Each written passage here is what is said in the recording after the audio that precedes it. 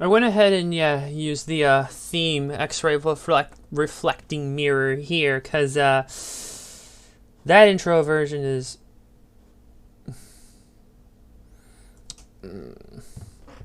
Hold on, gotta reply to someone here. Not sure about that. Don't know too much about. Don't know. Okay, but that might be more.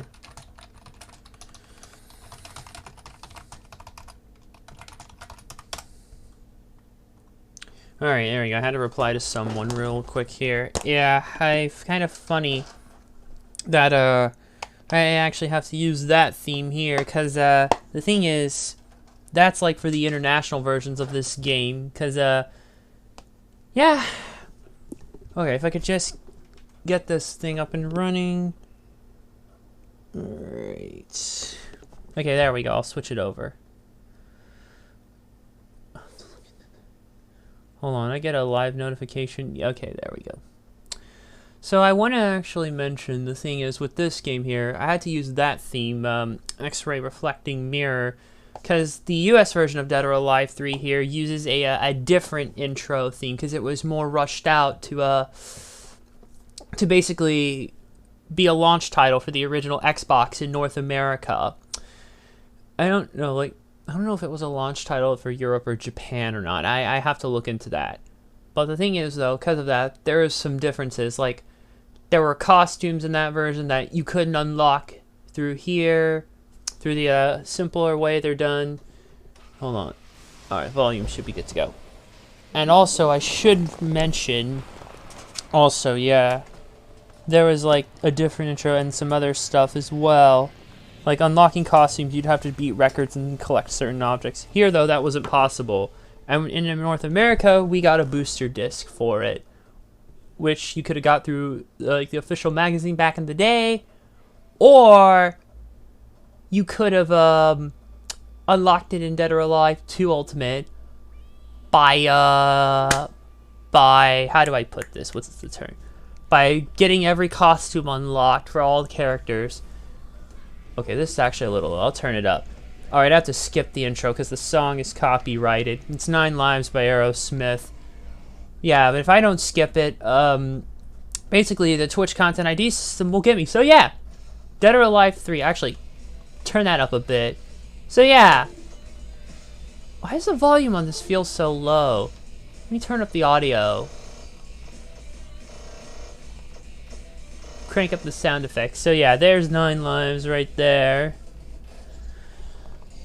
Alright, there we go. So yeah, this is... Oh boy, I think I know what's causing trouble. It's just I have a mess of cables here, unfortunately.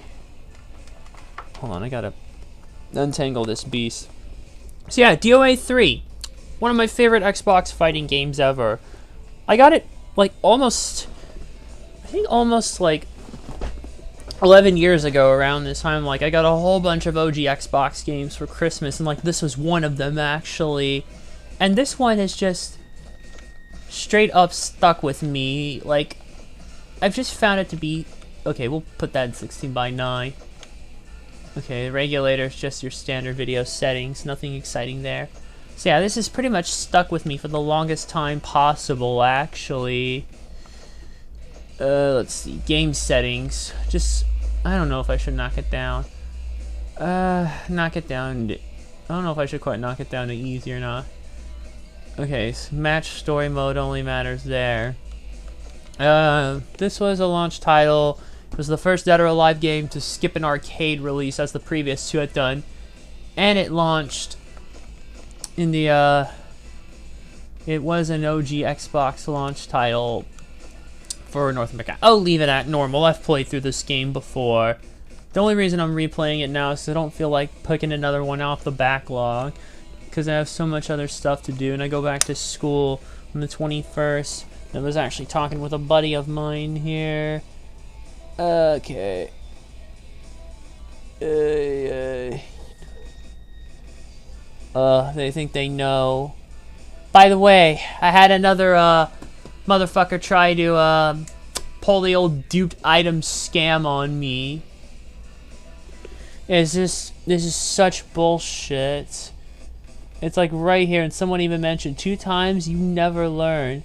Real owner can recover, but the user's dumb and thinks people are gifting unusual or expensive shit. Wish you could recover your stuff. I hate this scam nonsense. Hijacked again. Please avoid him.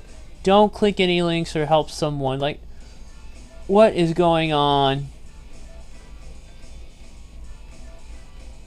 This is such bullshit. I hate this madness.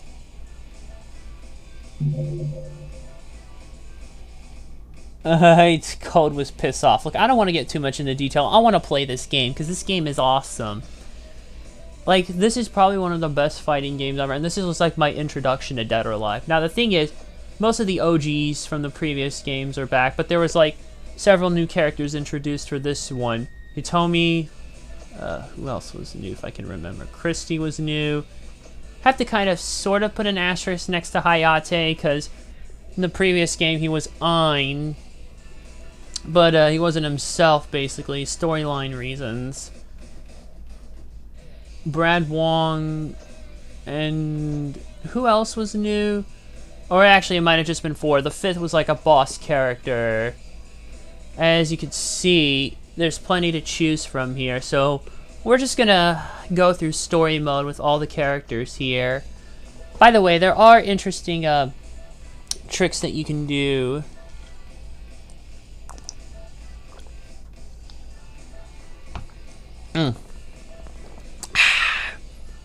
Like when selecting certain costumes for certain characters, some have alternate costumes and a few have some hidden hairstyles. Like Kasumi here, you can actually get a lower level or a different outfit here. But I'm just gonna stick with the, or a different hairstyle, but I'm gonna stick with the normal ponytail. Alright.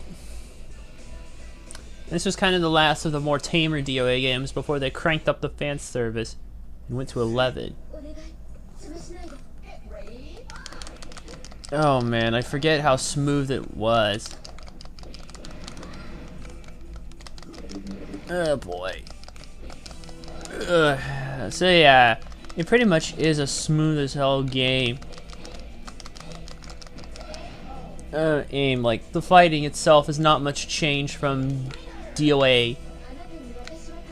The game has not changed much different from Dead or Alive 2,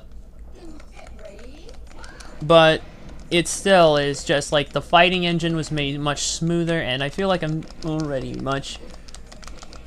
Oh god, I could still kick some serious ass in DOA. Anyway. Too bad I can't barrier break. Normally you can rotate the camera. Okay, there we go. Figured it out. You have to push a specific button here for it.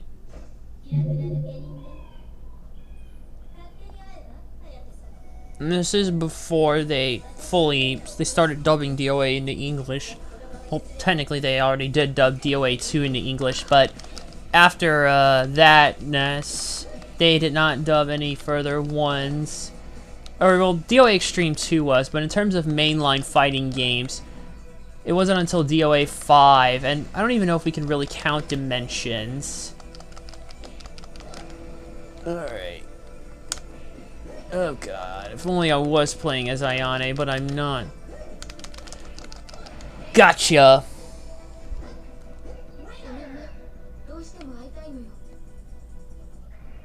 Like, the thing that amazed me about it was, like, all the environments itself. Like, the environments, the graphics here, considering it was a launch title, you want a great looking piece.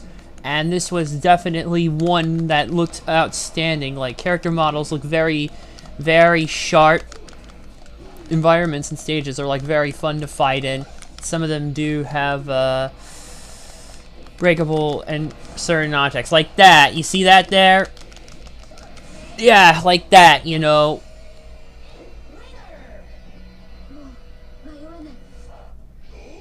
And I just love these stages here. Like, so many good stages. The game also has a great soundtrack as well. Oh boy.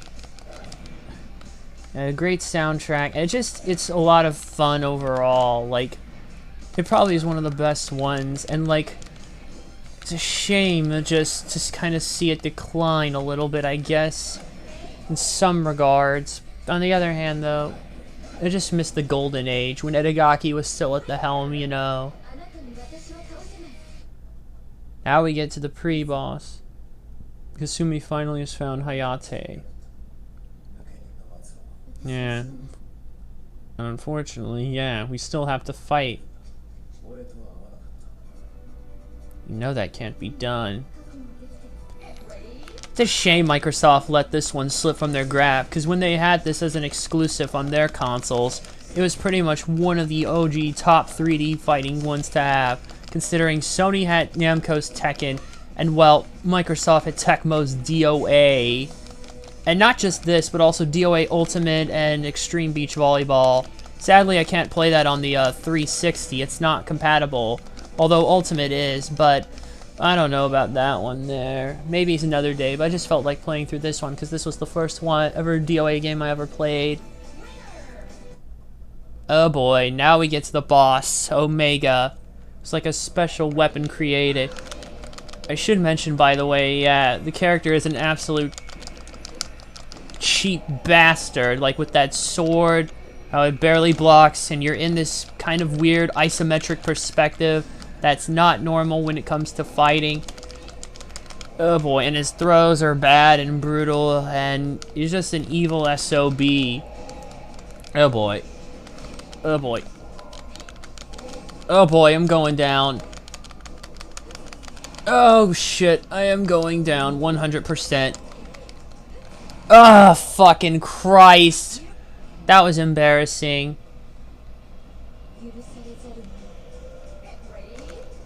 Ah, son of a bitch. Ah, okay, I may have to knock it. This is why I wanted to knock it down to This is why I just wanted to knock it down a little bit. Or, this is why I wanted to knock it down, because he is cheap as shit. And he's like one of the... it's like one of the worst bosses in DOA, because like when you knock him down, he gets like, it ruins your health, and you're just, oh fucking Christ, I hate this shit.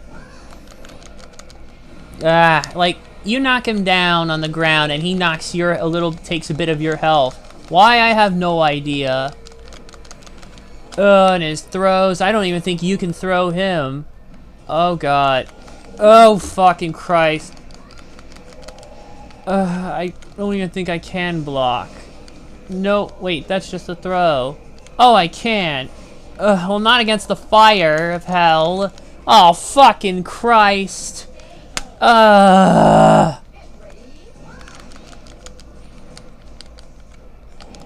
great. Okay, I have to keep trying. Can I even block against the sword? Now, I know I can't block against any of this. Oh boy, that sword does not look like I can block. And if I tried, I failed miserably. You cheap motherfucker! And a stupid sword. I have to get one off on him here, but... oh god. I don't think I can block. Oh god, why did I leave it on normal? And I haven't played with Kasumi so much, so it's a bad pain in the ass.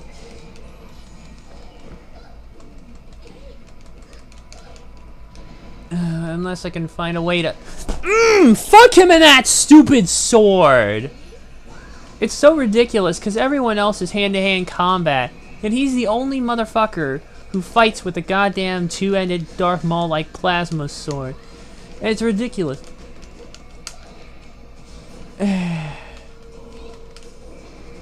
Oh, so I can block. Oh, finally. Stupid motherfucker.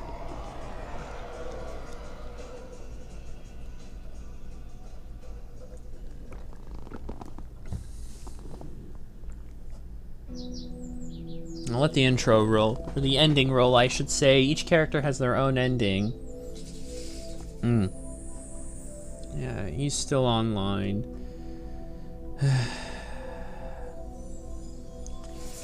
Someone figured it out. The jig was...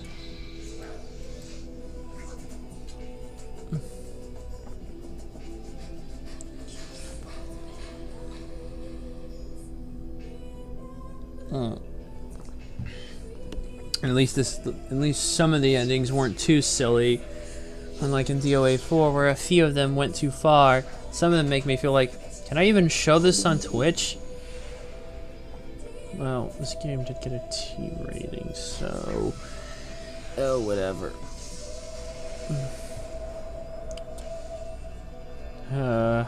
My God.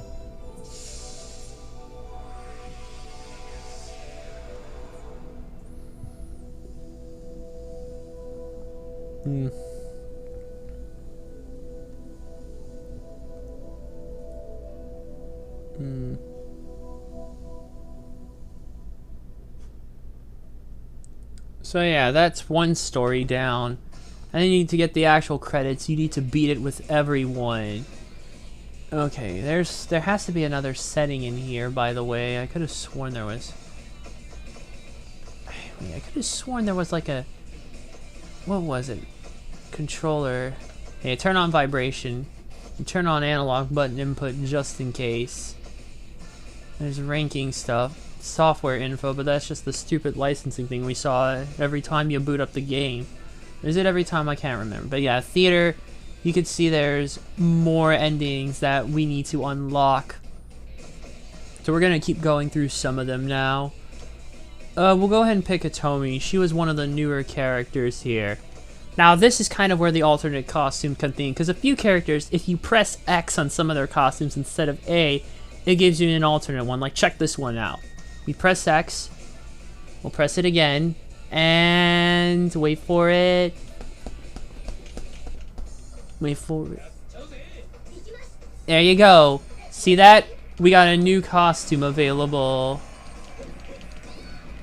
Yeah, she was kind of one of the newer ones they wanted to have, and kind of someone almost to replace as the face of Kasumi for some. Although I feel like the auto punches really come into play for this one here. Or, I don't remember. I know they more simplified it later on. You know, I used to always, if I could remember, get the camera to try and get the fighting pose to form like a 3D kind of fighting effect. See if I can knock out one of them here. Because some of the stages like have certain stage hazards actually where you can kick them out like, come on, damn it. Okay, get back. Like this. If I could just... Damn it! Come on! No! Come on. Can't... Oh, whatever. I don't think I can do it on this stage. I'll just have to try on the next one. Oh, it's Y. That's what it is.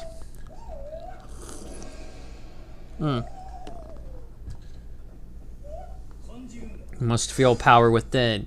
I know, it's about what you feel within yourself. That's right. But yeah, some characters do, like... oh great.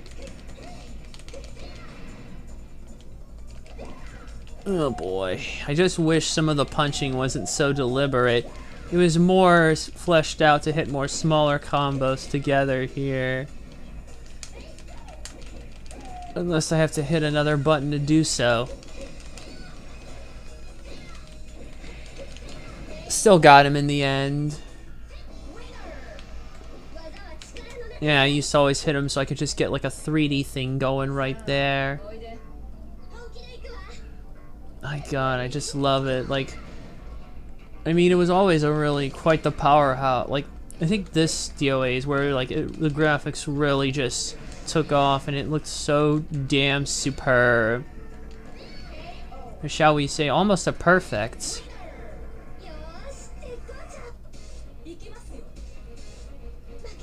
Let's see if I can get a stage knocked down here, because I just love getting those special effects. I mean, this and like Ninja Gaiden when that came out, like the 2004 one, also Team Ninja and Tecmo. Yeah. My god, that game looks so great. Oh god damn it, AI spam. Fucking spam those same counterattacks. Piece of shit. And you still lose. I couldn't get the knockout or the stage there going.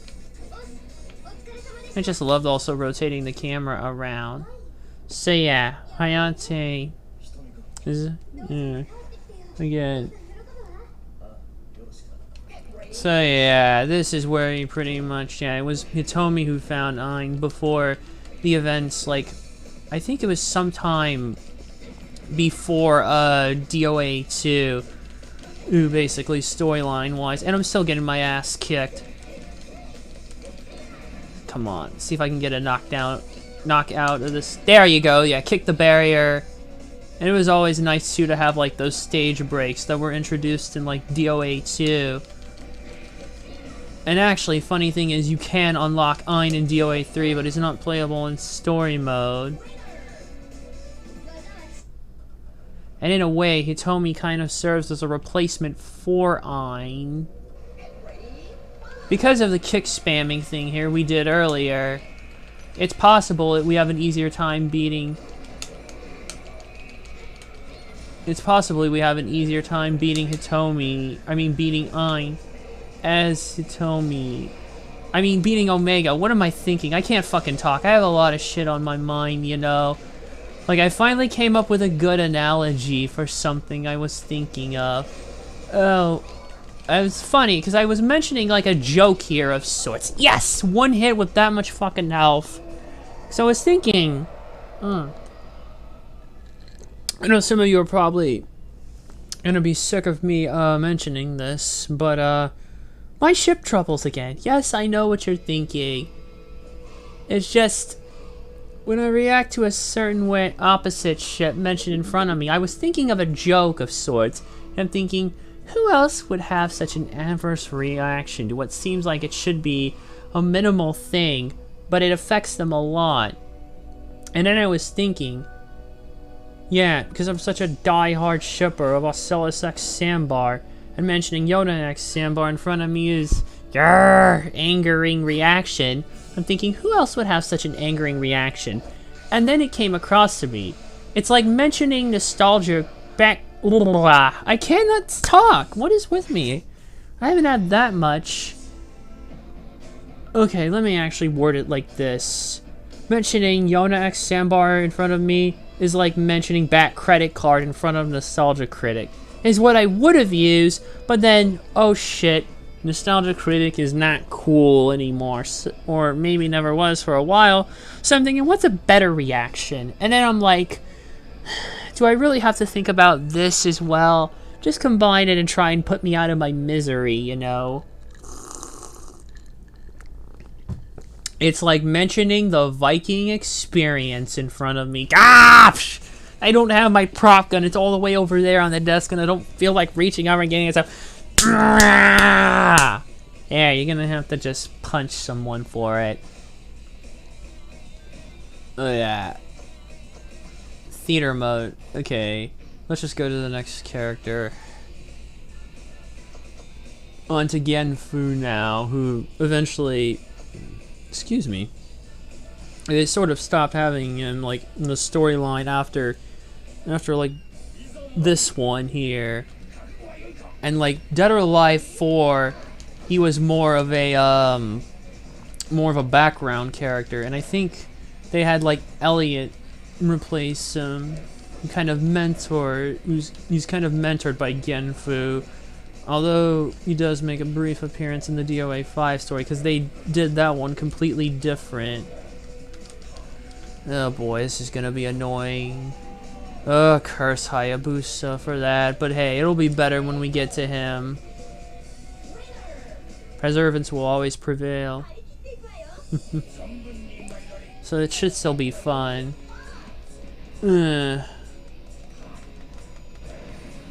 It's kind of nice how they have different varied stages as well, like ones that are more open-ended with all sorts of age levels, other ones like these here that are more closed environment So there's a different variety of stages too, as opposed to like at the time Tekken 4 only had like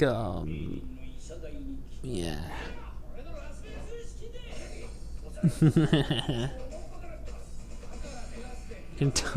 Oh, Zack. Zack was such a freaking hilarious character. Yeah, but anyways, yeah, in this one here, for Genfu's story, basically, he's trying to cure his daughter of a certain disease, and he's not exactly having the best of luck, but after this game, he does, pretty much, so that kind of closes that story arc there.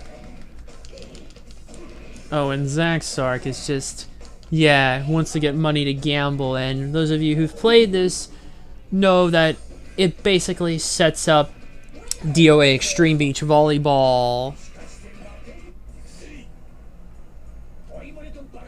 You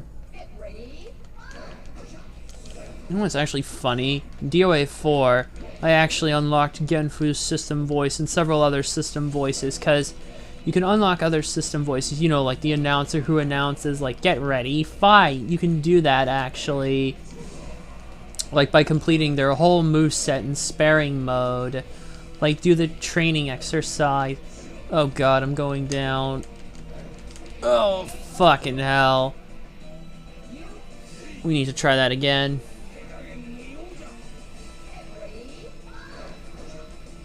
I wonder... I don't know if it's pressure sensitivity or anything, but then again, I don't remember if the OG Xbox buttons were pressure sensitive. I know the PlayStation 2s were, and some games took advantage of that. Like, Mad Maestro, which was like an old rhythm game, did. Alright, got Leon down.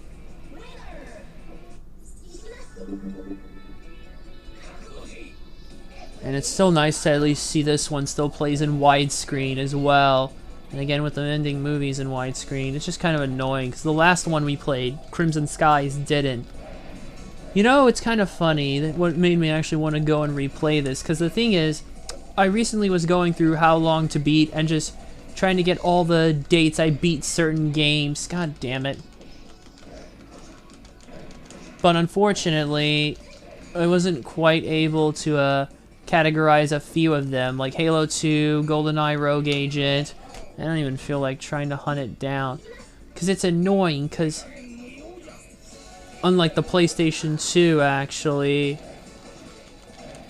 yeah, unlike PS2, which all saves have dates on them, this one does not all do. Like, when you play an Xbox game on like the Xbox 360, it does not record the date of like the save.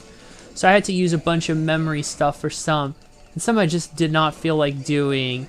And the thing is, with DOA 3, even though I played this on the original Xbox, there's not like a save date for it listed. Oh god, I'm going down again. Ah, fucking hell, that is cheap and bullshit. I feel like Genfu is one of my weaker characters, though. He's not one of my mains, so... he's not one I really use a whole lot. Oh, great. And of course, you know how easy it can be to exploit a Tomy. Okay, I think we'll get her here, though. Got her.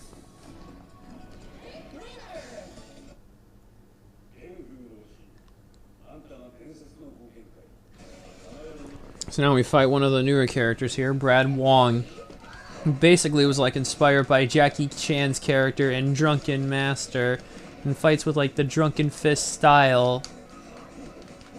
Not the first time we've had a Jackie Chan inspired fighting style in a fighting game. Of course, there's Lei Hulong in Tekken, who fights with that style and is based off like his character from Police Story, which I still need to watch. I know it's got a Criterion release, so yeah, I'll have to try and pick that up. Oh boy, I have a feeling fighting him with... I have a feeling fighting Genfu, or fighting Omega as Genfu is probably going to be tough as shit. Oh boy, and those throws. I don't know if he's... I feel like he's worse than Tengu in DOA 2. But I feel like should at least be competent enough to fight Tengu. Almost. And then you put the game in hard mode on Ultimate just to get all the costumes. Because some you do need to beat it on hard mode with to get them all. And it just becomes a logistical nightmare. Hell, even on normal when playing as like Bayman, I had fucking trouble. It's like, do I really want to put myself through that again? And it's not exactly... Oh god, I feel like this was a mistake. Oh god. Okay, so I could block it. But the problem is... that. And that.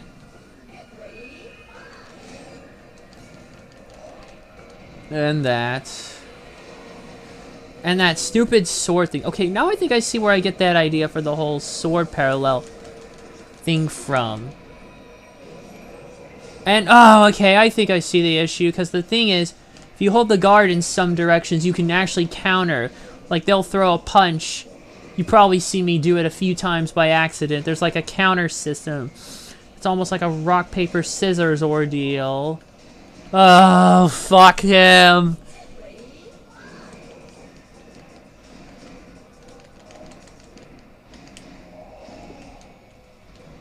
And he just will not come over here, which is the annoying thing. Because he keeps knocking you farther back. So it's like when you want him to just come over, he just doesn't. And I think it is impossible to throw him.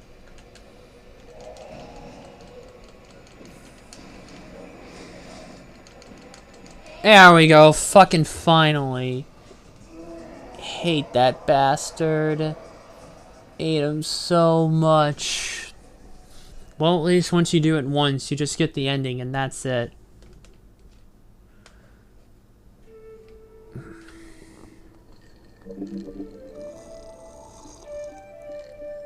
I should probably explain what I meant earlier.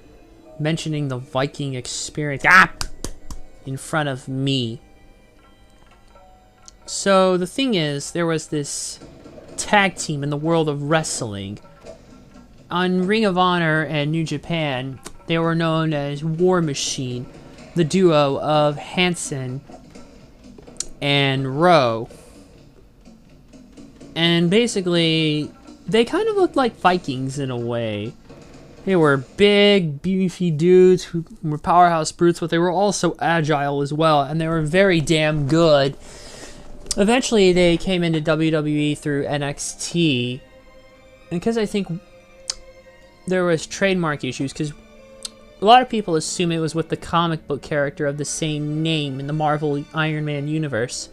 But no, the thing is, it's because Ring of Honor had the trademark rights for it for wrestling purposes, because that's where their gimmick was. So, naturally, you'd have to get it through them, which was a bit of a problem.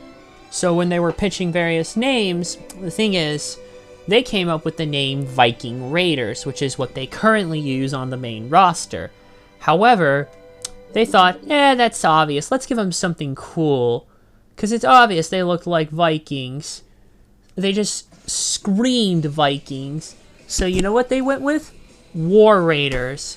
Initially I was like, oh, stick with the name War Machine. But over time, it actually very much grew upon me. So much so that you still had the war, which was the most important part.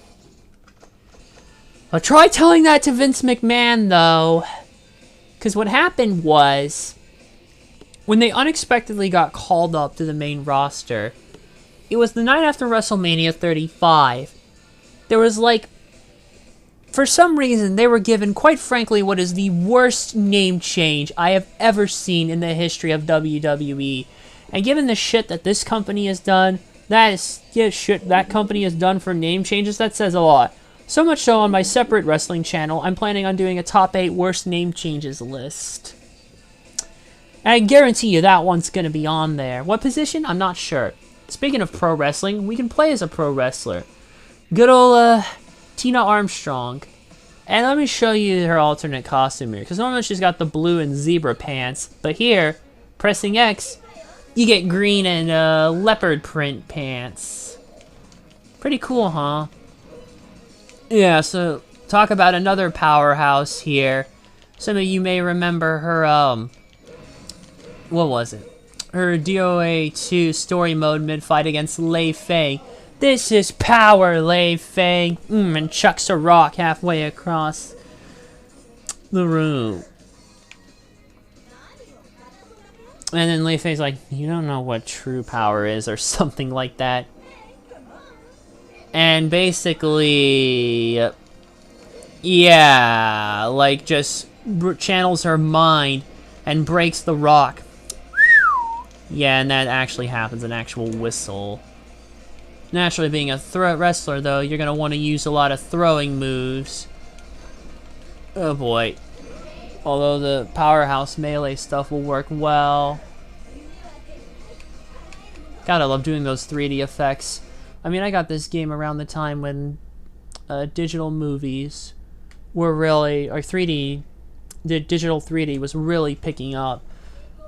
And I had seen a lot of stuff, not just like for any pure interest, but because it was in 3D at times. And Tina's father, Bass, disapproves of her dreams. Oh, speaking of Lei Feng, here's Lei Feng herself. Yeah. Oh boy.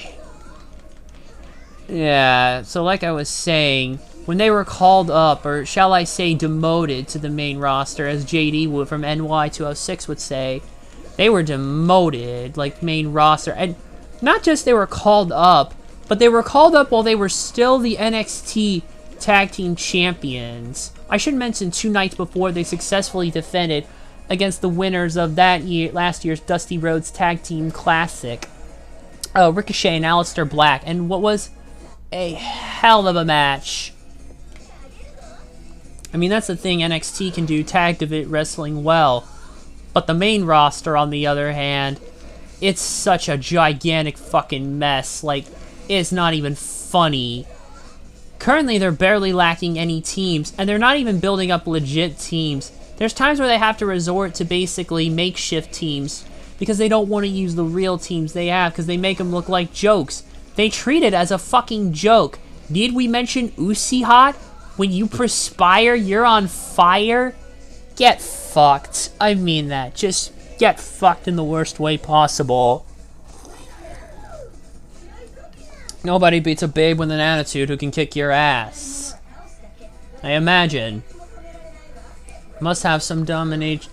I imagine the strong, domineering type would usually have some BDSM fetishes. Oh, I cannot just wait, though, to tear it up as Ayane. That's gonna be fun. She was always my main when I would go online, because I could just string combos together with her so efficiently.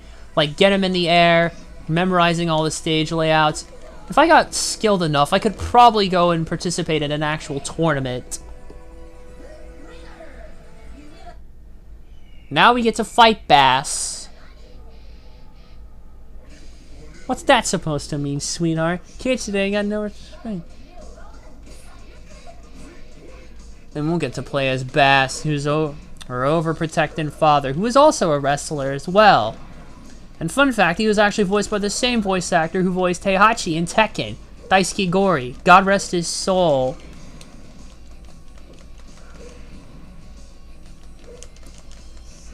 Oh, and he's also a powerhouse brute, though probably to a bigger degree.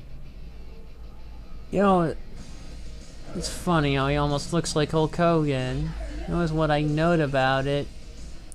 Though they had to get one of Hogan's running buddies, Kevin Nash, to play him in the DOA film that came out. God, I remember buying that motherfucking film off iTunes. Ay, ay, ay. That is quite a doozy. Quite a doozy. I'll just put it like that. I mean, it's still better than most of the schlock. Oh, yeah, I should say all the schlock that Uwe Boll has put out that you want to call video game films. Fuck. Okay, I think we're gonna have bigger issues. Yeah, she wants to be a movie star in this game, so she's had various different dreams, but Bass has always tried to put a hold on them. In DOA 2, she wanted to be a model. Here, she wants to be a goddamn movie star. In the 4th, I forget. I can't remember, to to save my life. It's been forever since I've played the 4th game. And it was this series, actually, getting this, that finding out about the 4th game being a 360 exclusive that made me want it. Because everyone was like, or my family, well, you should get the PS3 for your 13th birthday. But I'm like, no, I want a 360 because Dead or Alive 4 is there, and I really like this one. In fact, the guy I got this from as well, this was probably his favorite game as well, and I think this was becoming my favorite as well, because I had found another fighting franchise like Tekken. Another 3D one that I could just enjoy non-stop. And this one also had some... badass babes. Oh god, I just can't beat them as Tina, and I can't throw either. Oh boy. Hey, I know where I got that dual sword thing from at least, so can't blame me for that. Okay. Oh, fucking Christ. This shit is so broken. I can't do this shit properly. Oh, boy. Okay, I think if I just hit back at least, that's the thing. You can also hit back on the analogs on the D-pad if you want to block. So it does make things a little bit... Ah, fuck him! And this is the thing, I think he's just cheap by using his fireballs and not actually coming here and fighting me. It's like putting two different beasts of two different characters.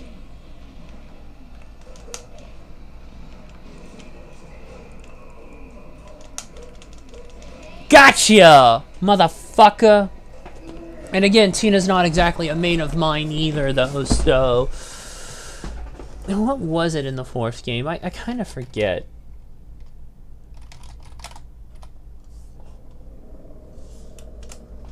Yeah, here's her doing an acting role, so enjoy.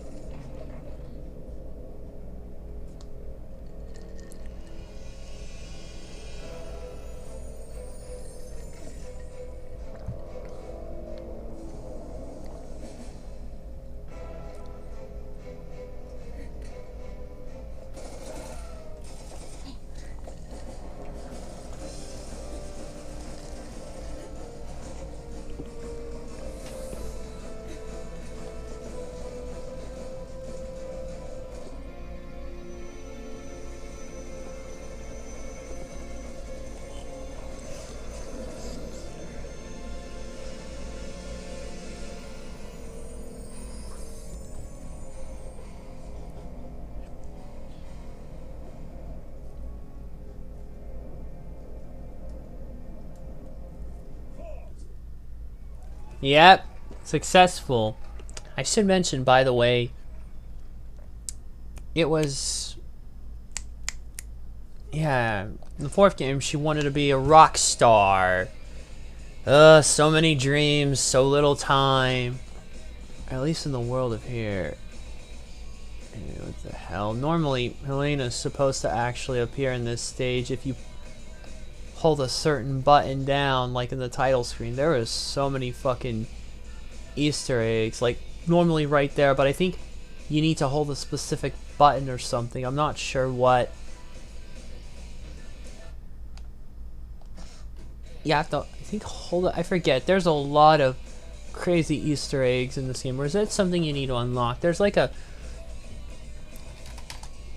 Because Game Winners used to be good, but that site doesn't exist anymore, though. And so, like, was there a certain is there a certain one we need to unlock? Let me see. Normally she has like a special belly dancer costume, but I think that one is one you need to have the booster disc for. And you can't use the booster disc itself on the Xbox 360. It won't work, unfortunately. Alright, we'll do Leon next. I should mention Leon's another one here with the special costume. Like, I believe he was introduced in DOA 2. Yeah. We push X here.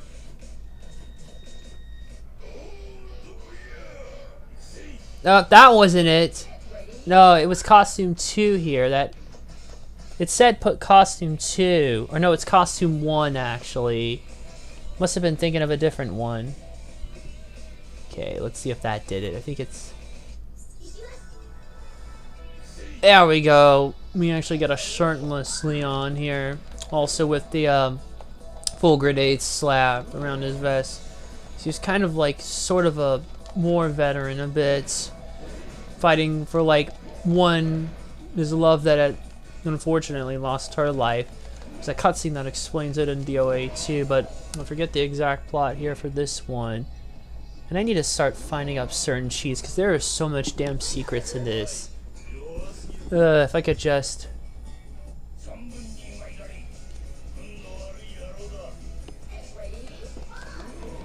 Okay, here's how to get that special one. You'd have to wait for the introduction to begin again.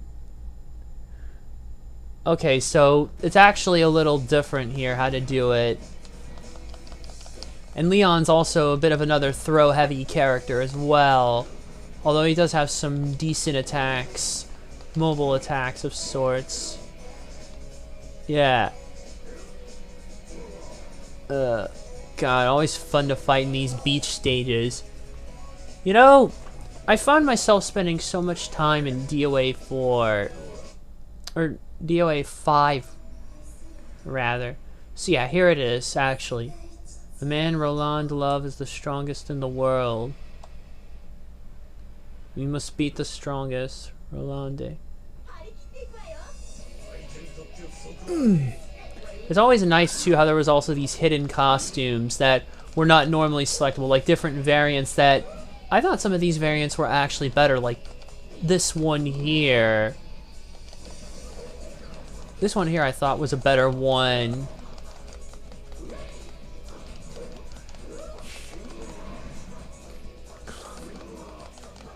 Oh boy.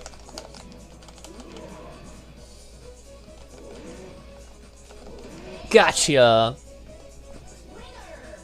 You can beat a professional like me. Don't underestimate me. Right. Yeah, the throws. Yeah, because Leon was kind of made to replace Bayman in DOA 2, and you had to unlock Bayman by beating story mode with everyone. Not exactly an easy task, but whew, damn, it was... Well, DOA 2 is also pretty smooth as well. And again, the DOA has always had a pretty good fighting engine. Hayabusa. You know what's crazy? How he would get a better ninja outfit. The one that he would use in the 2004 Ninja Gaiden game, and would kind of become his default one. Okay, I want to get this.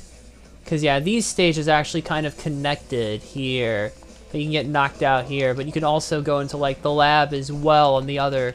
If you hit the other glass. I forget. You'll need...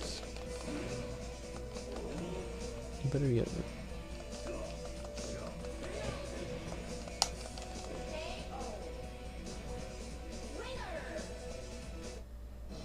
And now we have found Janley. Yeah, these two kind of have a rivalry going on. It's funny too, because they parodied or was it him actually? Or was it him? Shit, I'm trying to remember. And now I fall victim to the dreaded levels. Seemingly this stage though is infinite levels, quite frankly. You can just keep knocking each other off the cliffs and just... Although in later games they would have more dirt and sweat effects and water effects too. So like, if you splash them in a bit of water, you'd see it like reflect on them.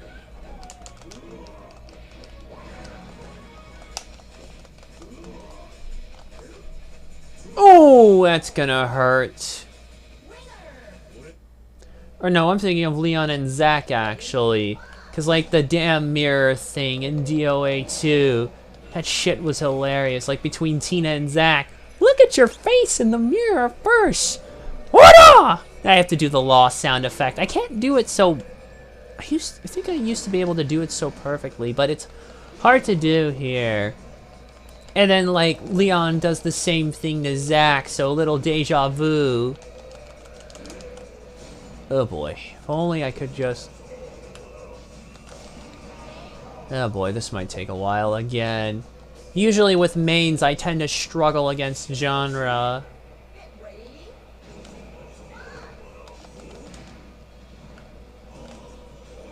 Oh boy, that stupid sword. I will curse that sword. And I think he has a few unblockable attacks, so it makes fighting against them tougher than it should.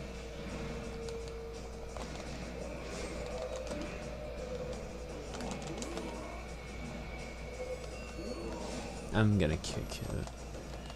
I'm gonna kick his sorry ass for this shit. Or not. This game driving me mad. And actually, Avo might be in the house, so...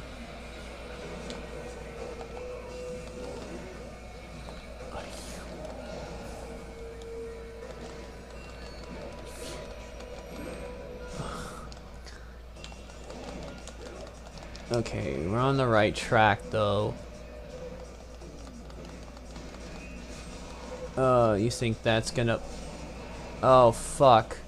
Fuck you and your goddamn unblockable... God damn it! Fuck you and your unblockable bullshit. I think this is what is angering, because he's got multiple unblockable attacks. It's always like sometimes with these DOA bosses, they get so out of hand, like, you think Tengu's bad? Nope, here comes Omega. You think Omega's bad? Nope, Alpha 152 in DOA 4. So much rage. Just trying to get through story mode. My god. And I think I'm about to lose. No, I'm still in it. Oh, fucking hell. Exploit your throws.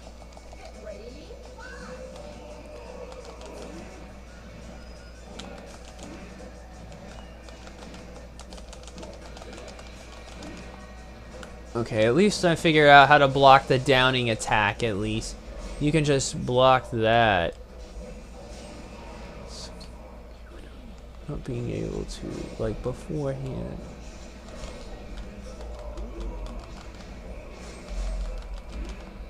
Oh, God. Oh, I hate his sword shit.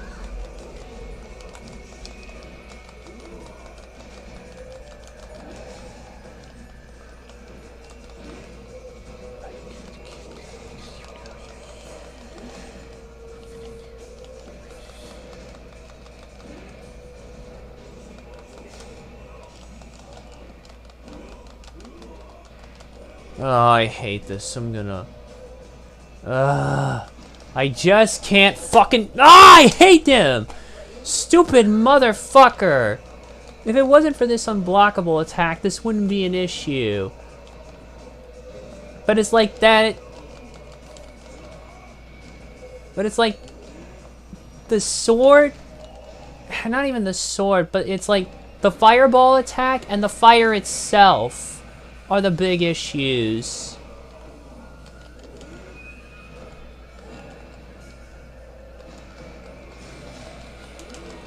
Oh, I forgot to block on the downturn. But the thing is, it feels like some of these are just auto stronger punch, and not like you have to hit a stronger punch. Because Kasumi, she just has the normal string of combos. I hate that sword. I will... Take that! And he can string like 3 of them in a row. And you have to like... Oh, I hate this. Fuck, I'm done for. Stupid mother... Ah, I think I'm losing more times with Leon than I am. Ugh. And I have to remember, I need to keep blocking on the downward.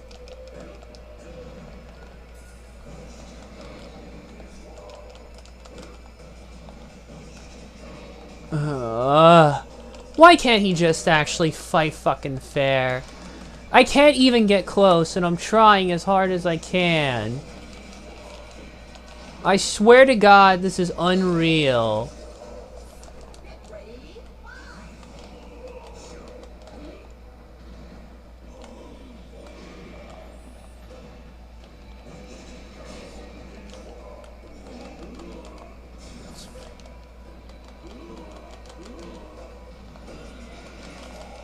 And like that sword, you always roll back farther than you should with the fucking sword. It's like I get close. Oh. See this bullshit? There's just no way to fucking defend against it. Not the fire, not anything else.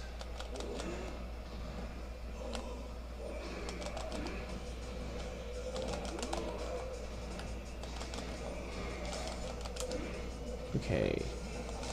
It's going a little better, but this is where he starts resorting to cheap tactics. No, it is headbandy. Go look on their Twitter. Go look on the goddamn Twitter. Oh, God. Finally! Stupid motherfucker!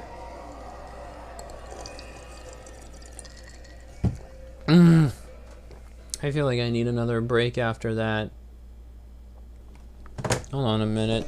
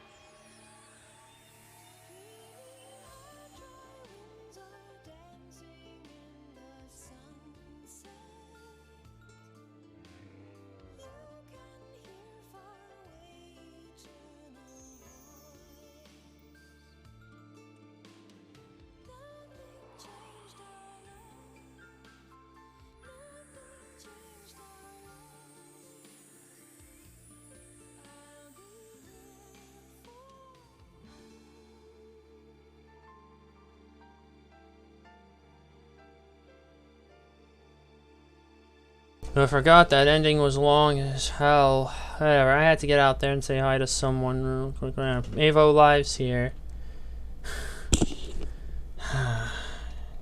Can't believe.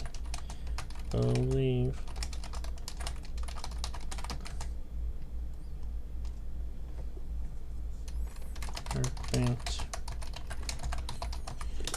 Okay, so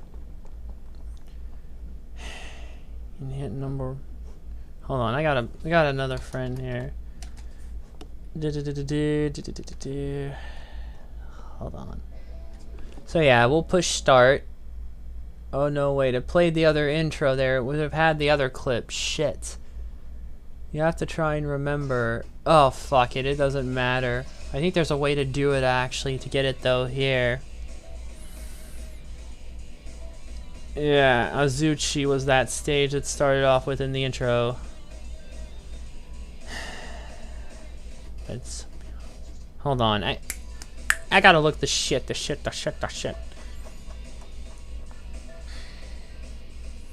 And yet it hit number 1 somehow. And yet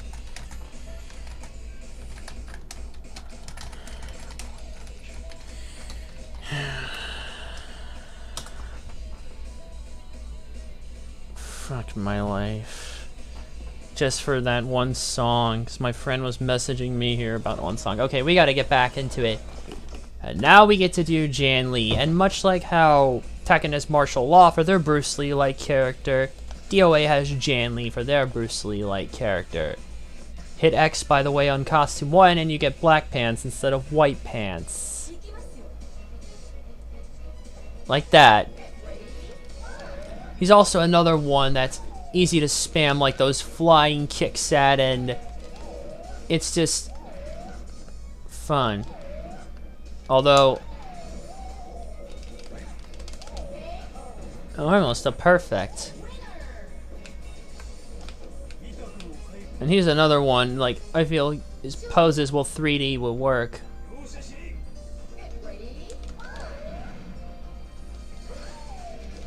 See if I want to get a break on this stage, but it's almost impossible.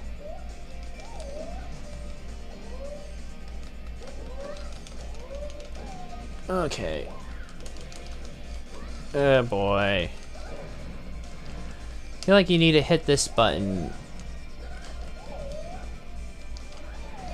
There we go. Like, it's better here in later games.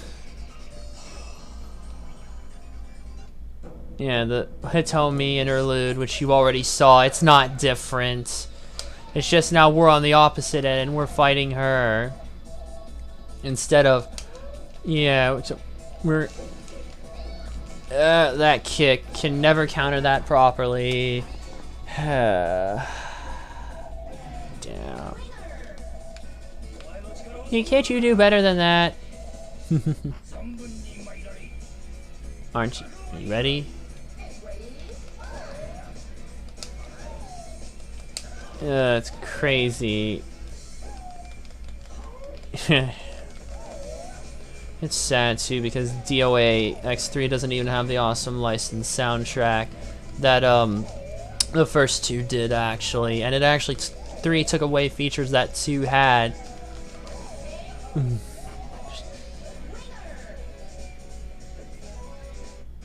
Want a drink? Be victorious.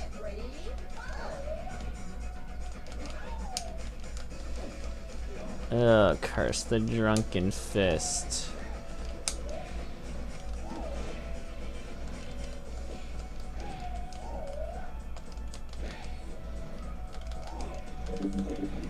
Okay.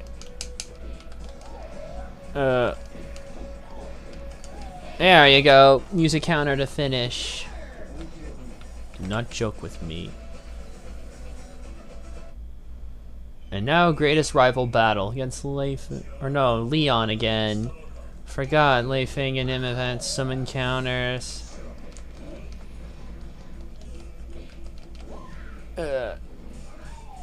Except now we're on the opposite side.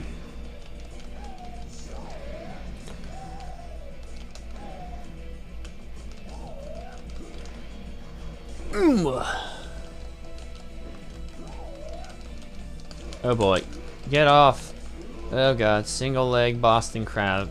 That's gonna hurt. Whatever, we still win. It might be easier though to fight Omega as Jan Lee, considering he can move pretty fast. Those kicks.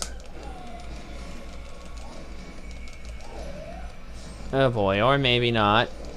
I feel like I'm better with Jan Lee in later games than I am here. Mostly because when you punch, you don't expect the one-hit combo. All you get is like, you expect more to be able to hit the button over and over again to be able to string together combos. Okay, there we go. We got him with one hit. Drink to that.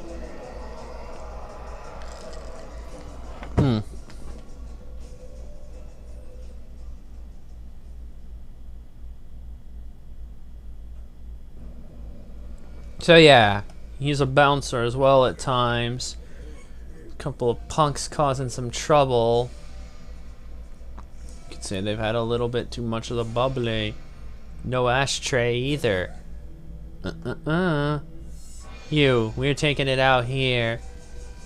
And just watch them all get their ass kicked. Come on. In fact, they actually made that pic there of him. On the cover art of the game, if you get the Black Label version. The Platinum Hits version is actually kind of special because it has different cover art. Oh yeah, we want those nunchucks around. Isn't it sad here that some of the CG looks better than certain CG films later on and CGI effects? Oh, I don't want any trouble, damn it. Yeah! See, he's wiped out the goons. If only I could wield nunchucks so skillfully. I do believe actually in DOA 4, or I think in this game as well, he might have a special outfit like it resembles Bruce Lee's famous yellow suit. Let me see. Dead or Alive 3. Oh, by the way, I had another. Yeah, I mentioned the dupe scam thing, and I post the video, and it's like, you finally realize, uh-oh, the jig is up. I swear to God, I feel like he's in a group.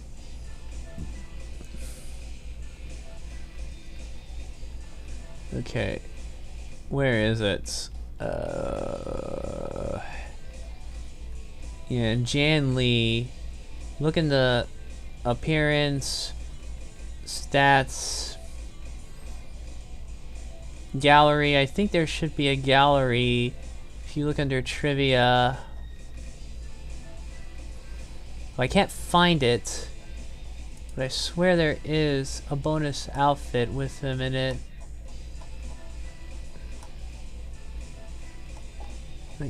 I can't remember.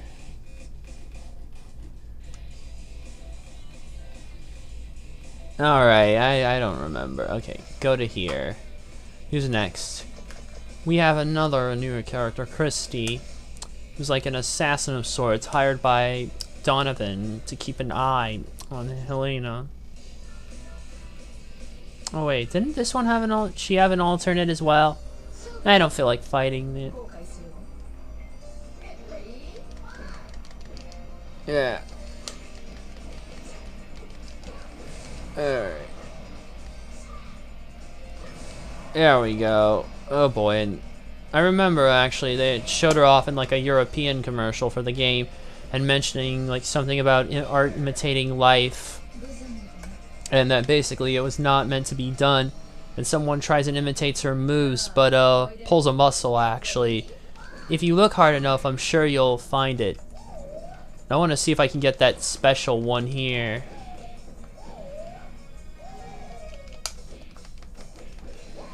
Oh boy, I gotta be careful not to get my ass kicked. Cause he's... I don't think I'm gonna be able to. Well, I think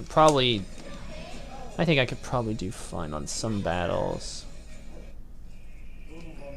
So you're one of Donovan's lapdogs, huh? Not impressed. So yeah, Bayman was a formerly worked for Donovan, but I think after the events of like the first game, he goes like into hiding for a bit. And then emerges for revenge in this one, which explains why he's not in the story for it. And this is the lower level of that temple from earlier that I tried to get to, but had trouble to because I can't quite hit it.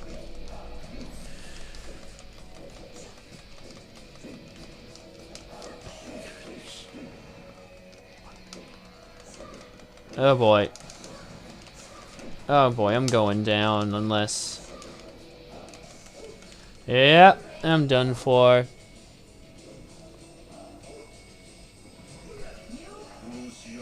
Killer to killer. I feel like there's some control issues that are not properly set. Maybe I should take a look.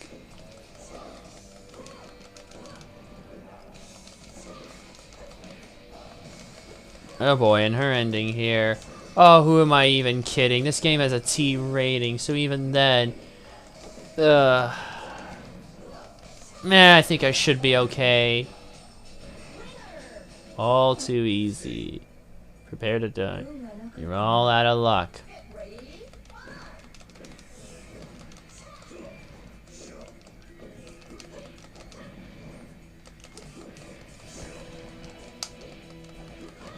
Alright. Okay.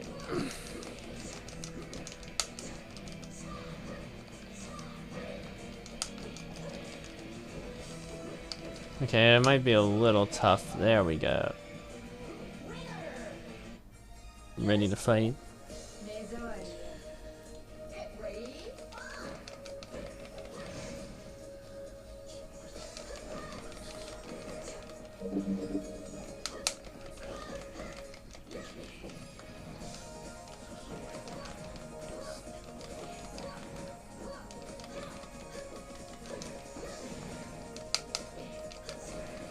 Oh boy, that was not good.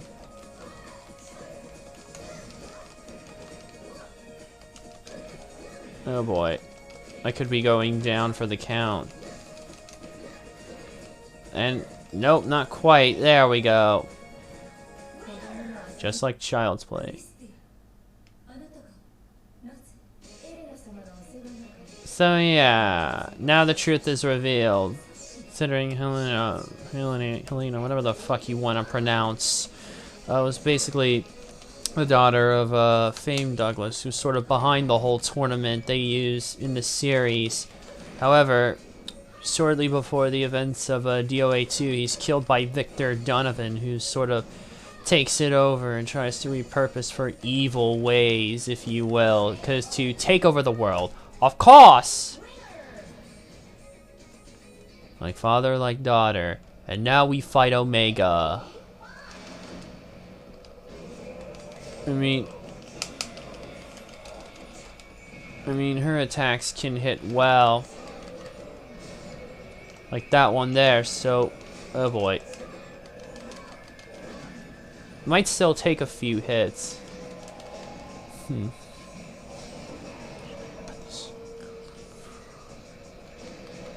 Oh boy. I think it's still gonna take some time. Ah, I knew it. Hopefully this time. Alright.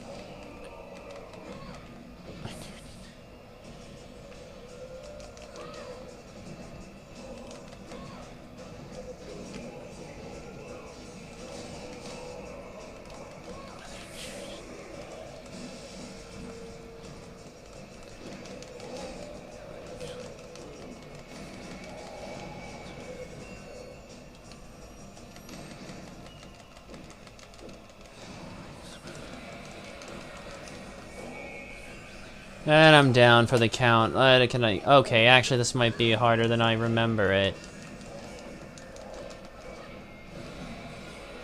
And the annoying thing is, doesn't come over, just...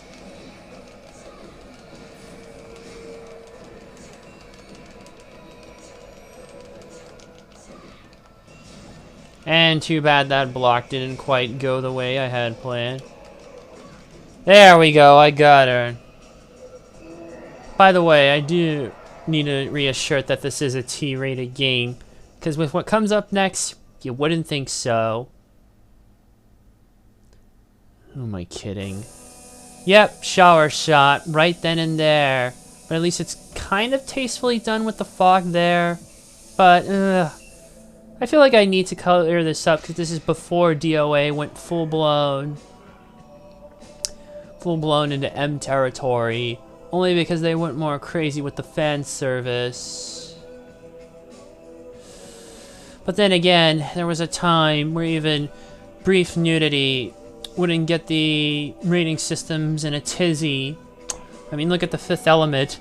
That film, it shows Mila Jovovich's boobs a couple times, very briefly though, non-sexually, and that film ended up with a PG-13. That film's practically as old as I am. Great movie though, still. Yeah. Oh, who am I even kidding? Nowadays, though, things are so different. Hell, in the UK, Fifth Element ended up with a PG rating, but then again, over in the UK, they're not as prudish about brief nudity like that as we'd be here. And those were enough to just, boom, bump it up into PG-13 territory. Whatever. Hey, how far are we well on this? You can see we've got about almost half of everything unlocked. Okay. The last character of this category, we finally get to do Hayate. I do believe he does have a white snow version of this outfit. And I'm going to use the alternate costume here, because I'm a sucker for this ninja stuff here. Considering him and Ryu Hayabusa act more like ninjas compared to young Naruto. Excuse me. And he's finally reborn, by the way, too. He's back to being his true self, because in the previous game, he was pretty much, well, not himself, because as a result of a Doatech experiment that did not go right, essentially, he had that classic cliche in DOA 2, I have amnesia, done! And instead, he was found in the backwoods of Germany by Hitomi, and was given the name Ein. After the events of DOA 2, though, he regains his memory and remembers who he truly is, and returns to his rightful place.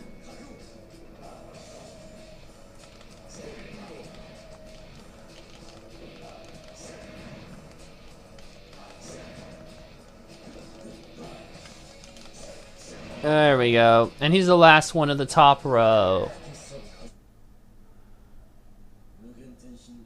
Genre. I'm a ninja who practices Mugen Tenshin. You don't stand a chance. You don't know genre like I do. Ryu, it's you who can't defeat him. When have you gotten more powerful? Oh yeah, we can fight on the roof now as well.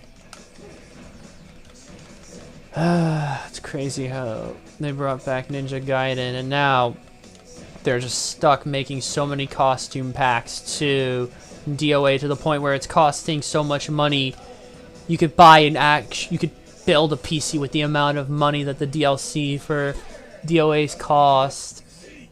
It's ridiculous. But unfortunately, this isn't the badass days about Itagaki where it's like, we just gotta make a kick-ass game that people will remember. No, this is current tech mode where they steal your money and worst case scenario, they'll act, if you show off certain mods, they will flat out abuse the DMCA system to strike you. Believe me, it's happened to me. I'm dead serious. But they knew they had nothing against me, and they couldn't play by their rules, because they wanted to play ball on my territory with their rules. No, that's not how that works. And they knew it was, so when I filed a counter notification, it went through. And they didn't sue me, because they'd be stupid to sue some lowlife who actually, not a lowlife, but be stupid to sue someone who legitimately bought the game. There'd be full outrage, quite frankly, and it's like, let him go. All he did was download a new mod and showed it off. That wasn't even his. All he did was showed people how to install it, which, by the way, it isn't effective.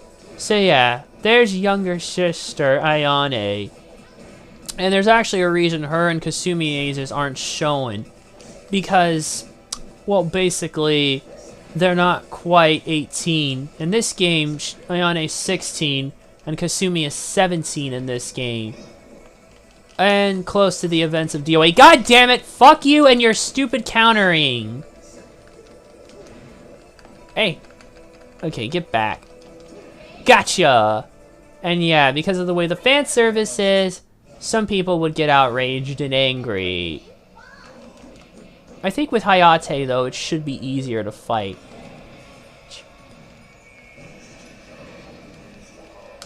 By the way, try to avoid a double KO or it will crash, I've heard, on the 360. Okay, at least these kicks do provide multiple paths. Come on. Ah! Fuck you! Oh boy. Come on. Ah, I hate this stupid motherfucker. I can't even skip this. Ugh. Countering. Bullshit.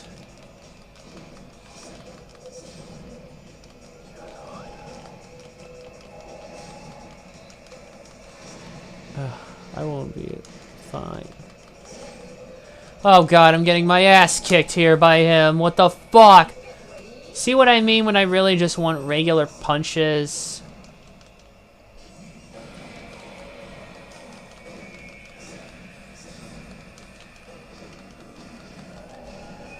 Oh god. Curse the flames and the sword.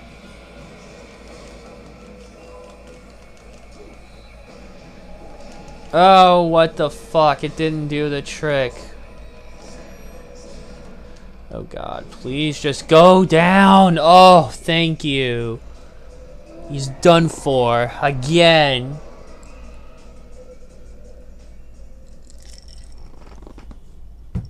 Yeah, that wraps up his story in this one. He's back into being positioned as a badass ninja. Hell, in the international intro, it actually shows him shooting a goddamn arrow into a helicopter's fuel tank and blowing it up like that. So yeah, and he's still got the great costume that he's used here. I have to say, the CG hero in these cutscenes do look pretty good as well. Oh yeah, I mentioned that. Well, I can't help it, it does. And it's kind of sad, too, when it puts certain other movies to shame, you know. Yeah, we're battling other ones. Other lowlifes who are just running and don't even know what's about to hit them. Ninjas are always silent. Never fool. And watch. Oh wait, it cuts off there. Damn, what a shame. And as you can see, we've torn through half. Now we gotta get to the other bottom half of what's on the screen. Alright, and speaking of, now we get more ninja shit. Hayabusa. Go ahead and just pick this outfit here. Of course, we know you get the more iconic one in Ninja Gaiden. Hayabusa, still a badass. Alright, I get the kick out this time. And sometimes, yeah, you can knock him into certain signs and do extra damage. You know what's sad, though? Is that you can only really get stage counters, like, defeats through stage knockdowns in this one. Like, you can't do it in DOA 2, and you can't do it in DOA 4.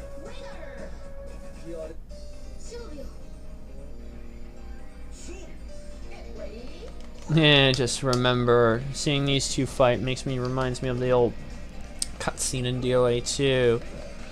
Basically, like the thing with Kasumi in the previous game, the second one, is that she basically tried to get Hayate to remember who he was. But there's like a cutscene with Hayabusa trying to stop her, like as an earlier fight. Don't want to fight you, but I cannot let you leave, or whatever. So, I don't fully remember, it's been a while. Darkness will overcome you. Yep, there we go. Just ranking that 3D. The dust wind swirls up. My god, I can't believe this came out in 2001.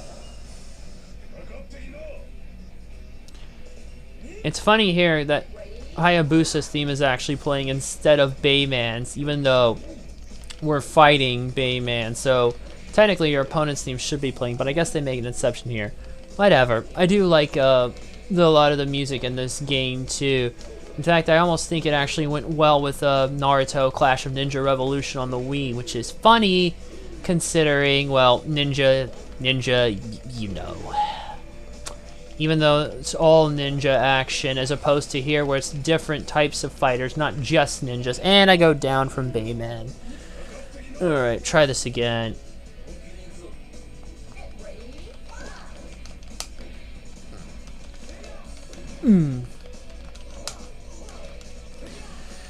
No, I do actually remember playing the demo of the DS Ninja Gaiden way back when, like, when it was still like a new game and like in a Walmart demo kiosk for the DS. That was like one of the demos.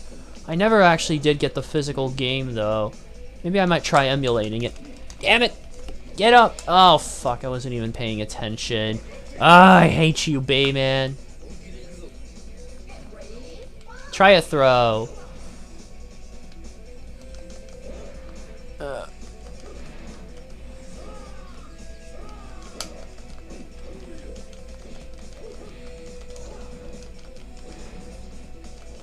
Okay, I think I'll get him here. Got him.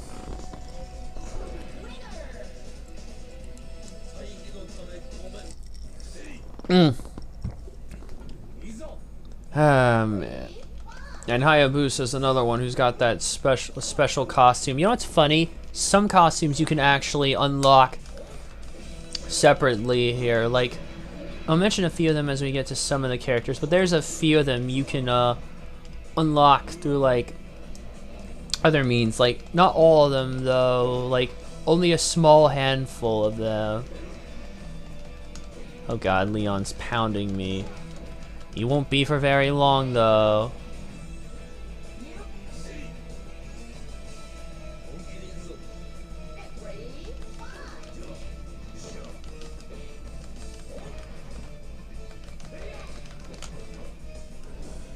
Alright, there we go. More stage-breaking fun, and an endless one that just keeps, well, basically... Come on! What the hell am I doing? Come on, me. Oh, God.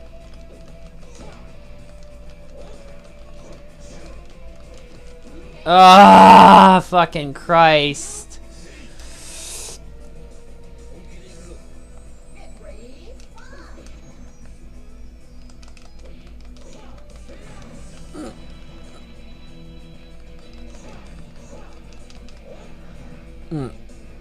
There we go. Get the jump on him. Hold on. Stinking alarm. I can hush up for 5 minutes, or actually for the rest of the night, I should say. There we go. Rin Pyo To Sha Kai Jin Retsu Zai Zen. So I know it by words. I just don't know the hand signs. And too bad, because Raven from Tekken would chew me out.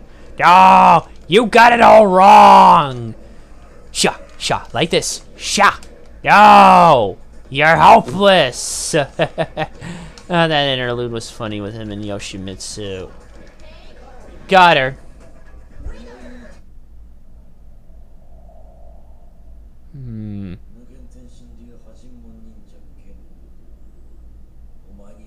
Now I get to fight Hayate. You know the damn cutscene already. There's no point in playing repeats. Too bad I've already knocked him off the roof, but there's a lot of other torches we can knock him into for the hell of it.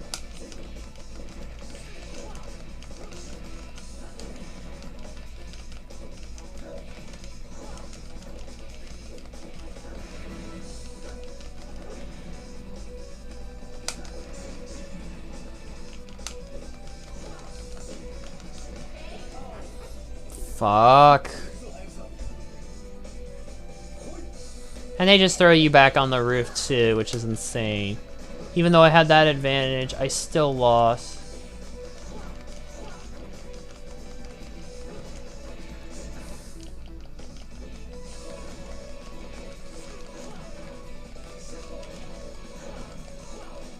But it would be worth it.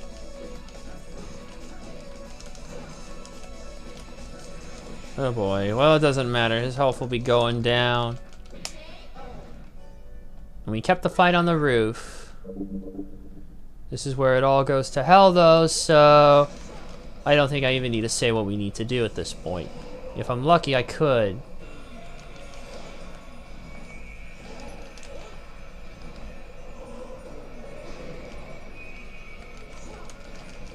Yeah.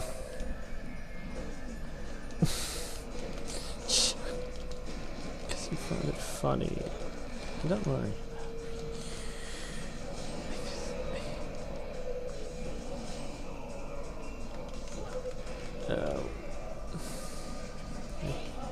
Oh, this motherfucker.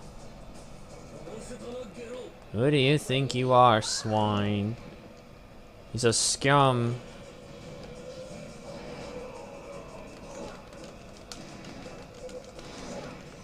I can't even chain my combos. It's harder to chain with him because, like, he doesn't get a lot of damage, get a lot of air when you knock him up.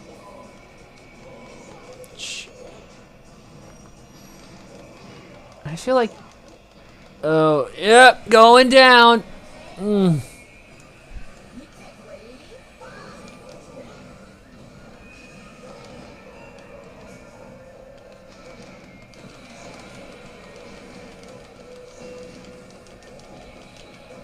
No, I forgot he had those kicks because I've just been doing that.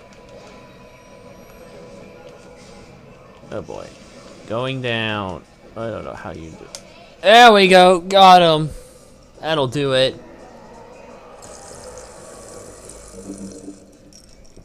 God forbid I try to do it on hard. And there's no easy mode, by the way, in DOA 4. So that game will straight up whip you into shape. Like there's no tomorrow. How are we doing on time? I think we're doing fine on time. Would you say we're doing fine on time? I'd say we're doing fine on time. You tried to do it again. And there's the oh so wonderful danger zone. Such an iconic stage, you know. Alright, back to story mode. Now we get to fight Zack. And again, one of the series regulars.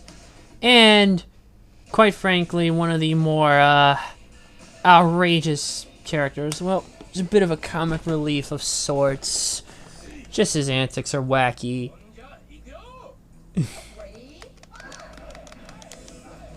Okay, His attacks seem to flow normal. He fights with a Muthai style. Let's just say if Bruce Irvin from Tekken was a bit more outrageous, it'd probably be Zack.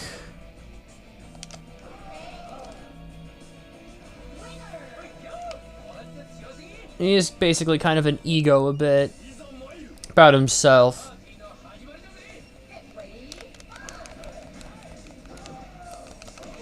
Oh boy. There's an epic kick for ya. Almost looks like the chick kick that Tristratus used to do.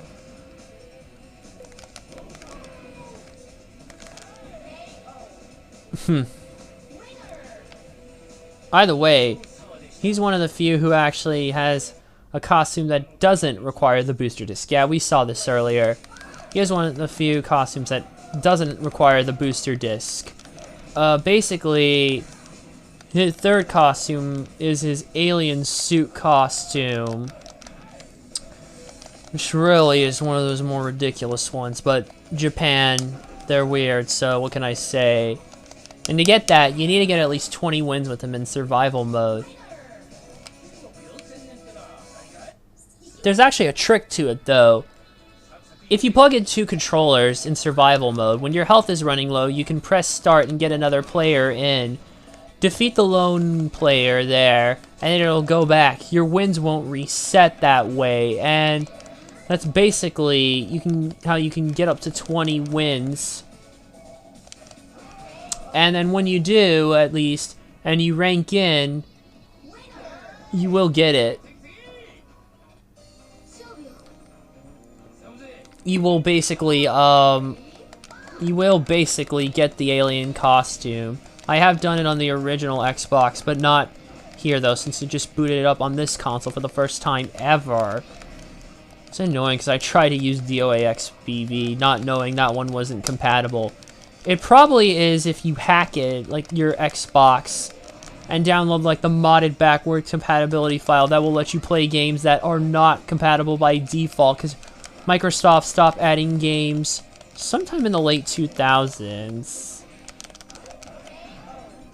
They stopped adding games, and there was ones that you didn't think they would, well, there's Bass. Oh man, you don't know what you're talking about. You'll never be able to kick it like me in Vegas. Really? Well, too bad. I'm winning the prize money. Says who? Oh yeah. We don't encounter Tina in this story here, but we sure as hell do encounter, Bass. Oh god. Oh god. Alright, too late.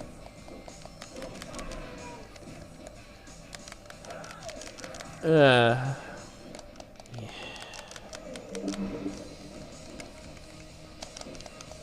Oh boy, come on. I'll get him here. Got him! Neck daddy. Hopefully. Oh boy.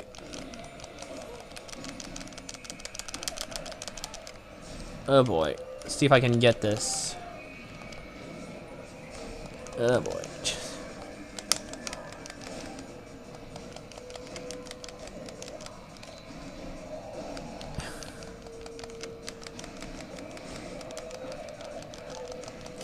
Oh great, I'm going down. Or not yet. Now I am. Because of those stupid fireballs. The green will be mine.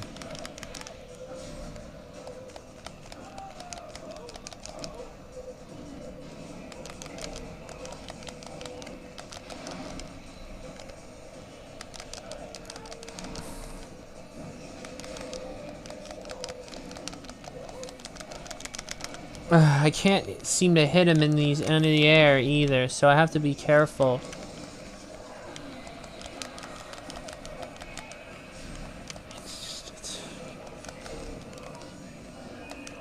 Not gonna.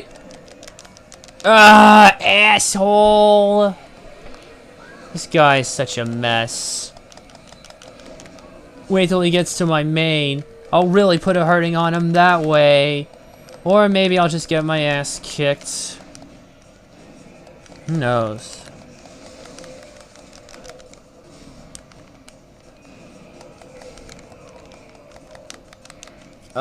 Going down.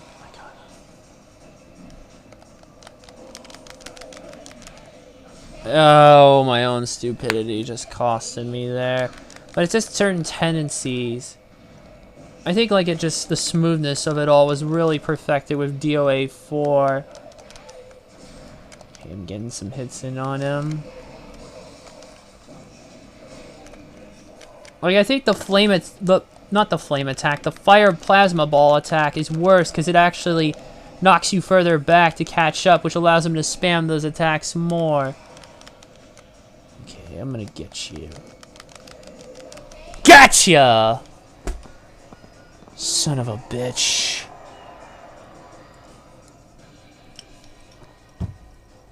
Now, enjoy Zach's ending. Ah, yes, traveling Vegas, baby.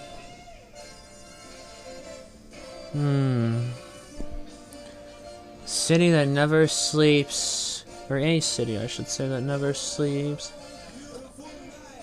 Bright lights, beautiful women, big odds.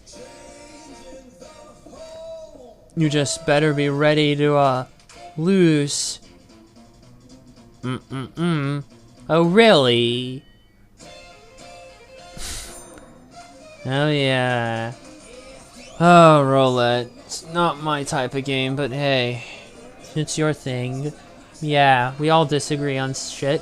We disagree on ships. We disagree on all sorts of other crazy stuff. Yeah, he's racking it up big. Oh, you better be lucky that 0 lands in there. Of course, if you've seen DOA XBV, you know how it goes. He wins the cash, buys an island, falsifies the girls for a tournament, and just they all spend up 2 weeks there playing beach volleyball and yeah, just relaxing on a beach in an island. And then after the 2 weeks, his island completely falls apart. God, I hate the fucking fact that we don't even have a physical release of DOA Extreme 3 here in the States. Not even a PC release, I swear.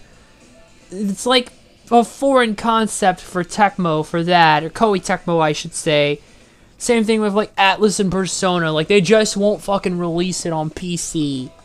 Now we go to the other newer character, Brad Wong, Drunken Fist himself. I'm gonna go with this one here, this outfit, just to change it up a little bit. God, Drunken Fist style. It's so fun, actually. Like I'm a big Jackie Chan fan. I love a lot of his work. I just love his action too. And the Drunken Fist style is something else. So it's always fun to just play with characters like inspired by Jackie Chan and other media like here, and Lei Hulong in Tekken. Especially Lei Hulong. Can't guarantee you'll leave here with your life.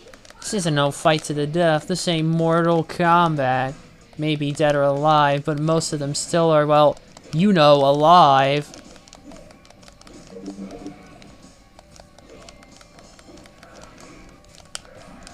I should mention, speaking of Vikings, Bass actually does have a special Viking costume that can be unlocked, like, through the booster disc, though.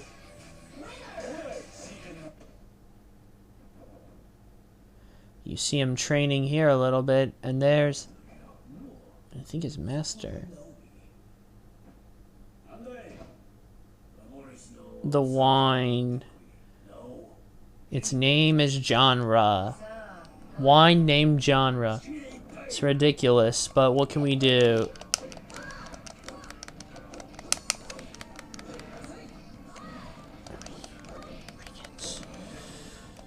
I just kind of hate some of the shit DOA's been going through over the years.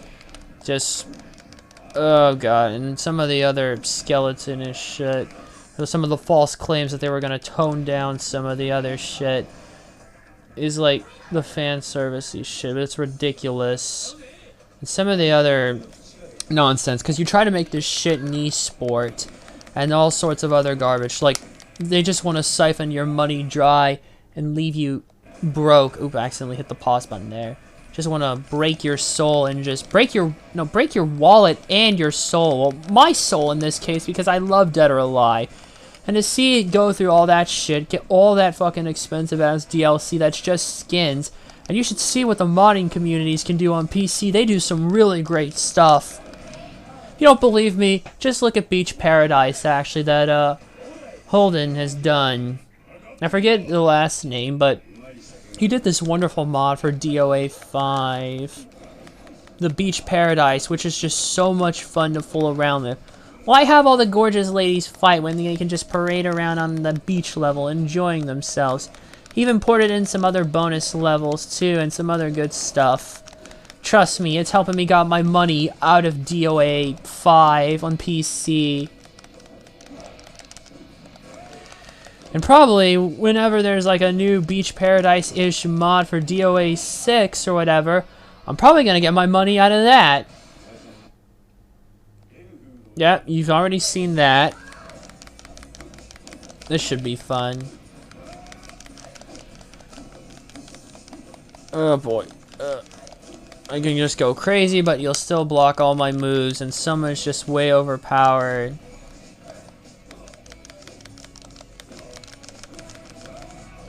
But I seem to be stringing stuff very well, at least.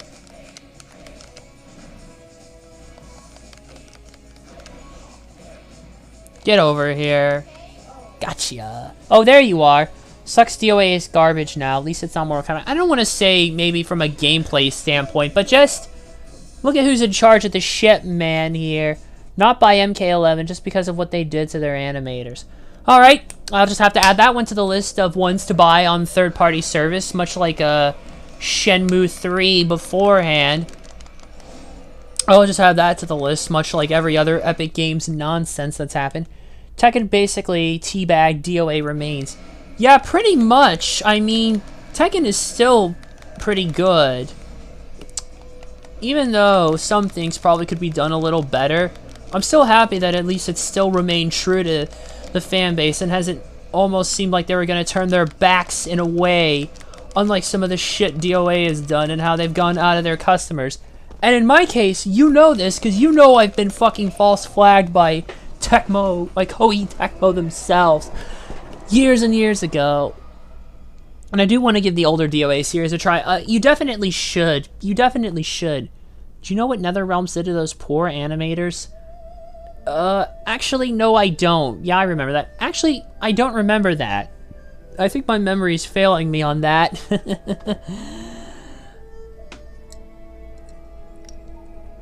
Gave them PTSD. Gave them PTSD, what? By working longer hours and probably all sorts of other horrible shit?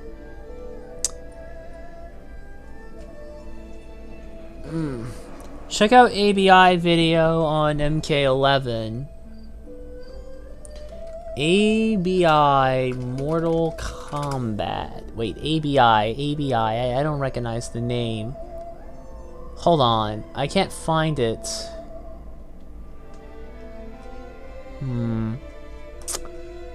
You may have to link me that. Sugar Punch. Oh, well, there's like a couple other videos, but I'm not sure. Did you give me the short version of it, man? Did you give me the short version?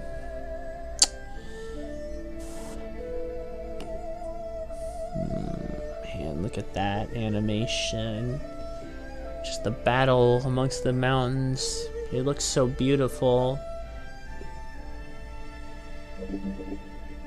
I'd hate to be on the receiving end of that nonsense.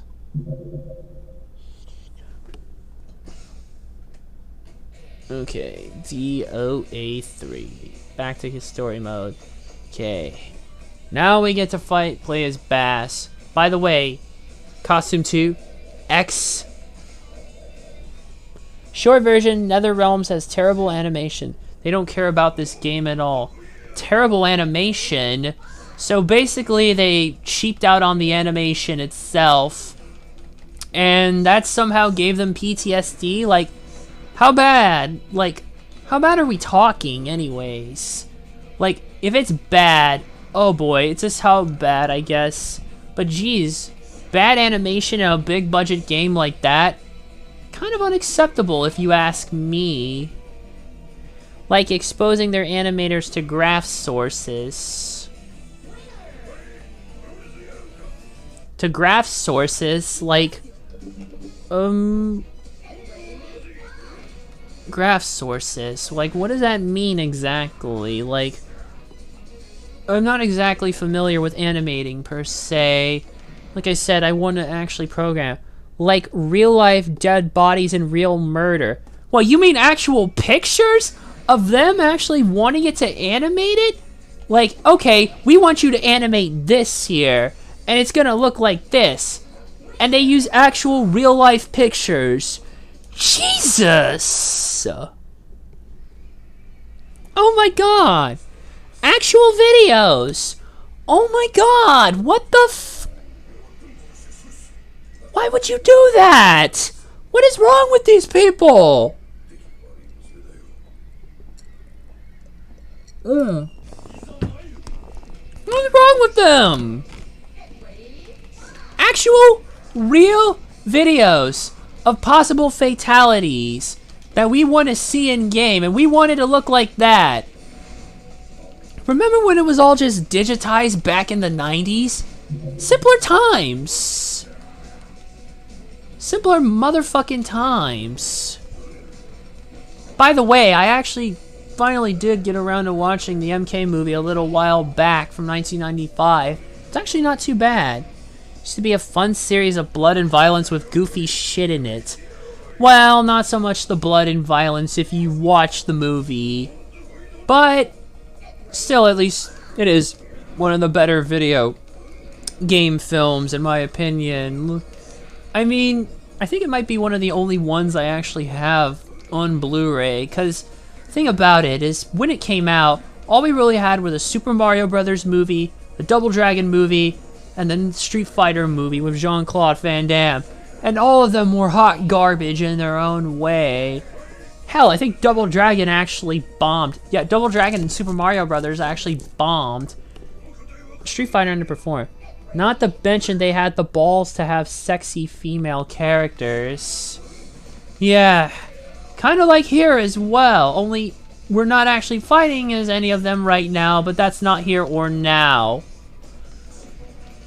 I mean, DOA could still have it, but I feel like at times the fans need to just... I should know, grew up on classic trilogy, Deadly Alliance, and Armageddon. I need to get Deadly Alliance, Deception, and Armageddon. I want to get all the 6th gen MKs, because they're all on Xbox. It'd be a nice break from the pace here, too. What I'm normally used to. And I love, like, the OG MKs. Playing it childhood's friend house, same here. Yeah, I grew up on this stuff as well. Though I ended up playing the crappy Super Nintendo version. Yeah, the censored one, if you will. Not the one you want to play, because the Genesis version was the real one. That everyone had, because it has the blood code in it, too. Now, of course, I can just play it in MAME. Oh, curse Nintendo and their stupid censorship. Oh god, I'm going down. You know what's annoying is that at times they still do it. Like, we won't mess with third-party games, but first-party games, they're still fair game. Look, MK11 a fun game, but do not want to give NetherRealms my money. 3 letters, or rather, 2 letters and 1 number. No, 1 letter, 1 number, 1 letter, in that order. G2A. And I do believe you can get PlayStation 4 keys as well, so should you want to get it on consoles, you can do that. And if not, there's probably a whole bunch of other key sites that I'm just forgetting off the top of my head, to be honest, that I just, well, I can't be bothered to remember them right now. Besides, I have MK10. You could just get that one instead. Oh, I'm going down. Link me that website just for me to check it out. What, G2A? Or actually, let me show you a good one here so you can know what you're doing here. So if you want to get it for as cheap as possible here. Because there's this website I found about through Armageddon. Or, no, not Armageddon. Overlord Gaming. There's this website I found out about them called a DL Compare, which basically gives you the best prices. So there's all sorts of key shops you can look up. I'll link you a couple. There's DL Compare, and another one I'll link you is... Well, the European version is all key shop. But the American version they'll link you to is cheap digital download. I'll link you a couple ones so you can compare prices for yourself. That's how I got Shenmue 1 and 2 so fucking cheap. Thanks. Hey, no problem, man. And there's another one there. In case you can't find what you're looking for. Here. There. That ought to help you out.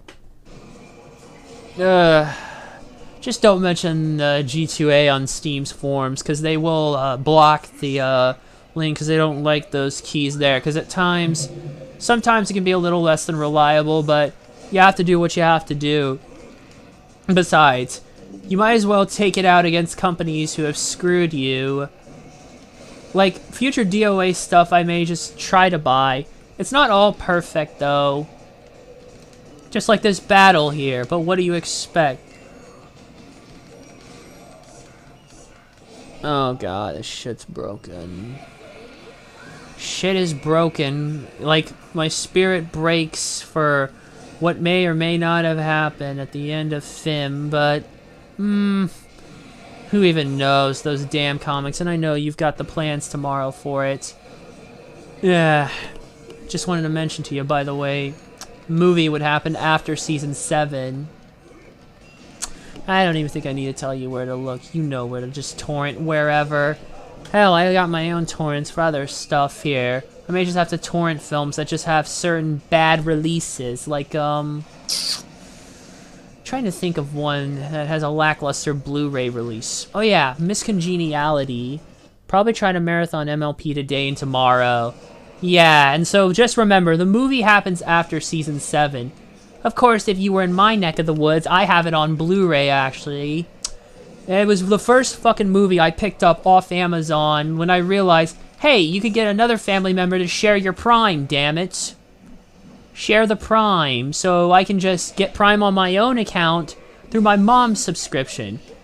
Basically, that way, she doesn't have to pay extra, and I can have Prime on my account, so I can buy what I want without her looking. Because previously, I would just buy stuff through her account to get through Prime. But now, with my own, yeah, I can just do that. And lo and behold, that was the first movie I bought. Oh, God. Wish me luck. It's going to be some nostalgic high school trip marathon. Oh, I bet. Believe me, I know that feeling very well. I can still partially remember the shit like it was just yesterday. And it was all Ben T. Looney. You know, if it wasn't for him, I probably wouldn't be into the show, to be honest. And so, yeah. After that, Ruby Volume 4 and JoJo Part 3. Yeah, for me, it'll probably be... Well, I have to get around to The Mandalorian, but I've got some other films I need to get through. I'm gonna get through Steam Boy. Oh god, I'm getting my ass kicked here. I'm gonna try to get through Steam Boy, and then the Harry Potter series. Then I might just pick some other shows I have, because I have some shit in my own pile of shows. Weekenders, Hey Arnold, Daria, Wild Thornberries. I still need to get through those. Have an IRL free who wanted me to watch JoJo Badly Part 3. Well, I guess now he probably would know how I feel about me wanting you to finish what you missed of MLP. It's crazy that you're starting back from Season 1, though, but me, I had to, practically, considering those were the only 2 seasons that I did not watch in full, to be honest. I feel like I may have watched more of Season 1 than I like to remember. But Season 2, I think, was a little more lacking. Ah! Oh, God, look at how close that fucking battle was. I really hate this shit. Ugh, and I hate how he faces in reverse, too. So if you're guarding one way, it's not gonna matter. And that attack there, I think I'm gonna have to try and start working up a different strategy. This isn't working. Finish part 1 and 2. I don't even know if I'll find time for JoJo. Oh god, I feel like I just...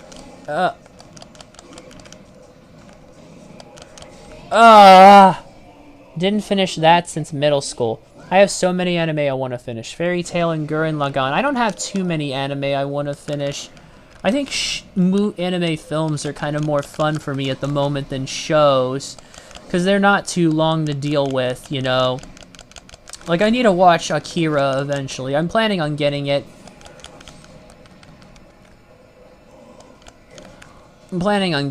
Steam Boy was actually from the same director of Akira, Katsuhiro Otomo.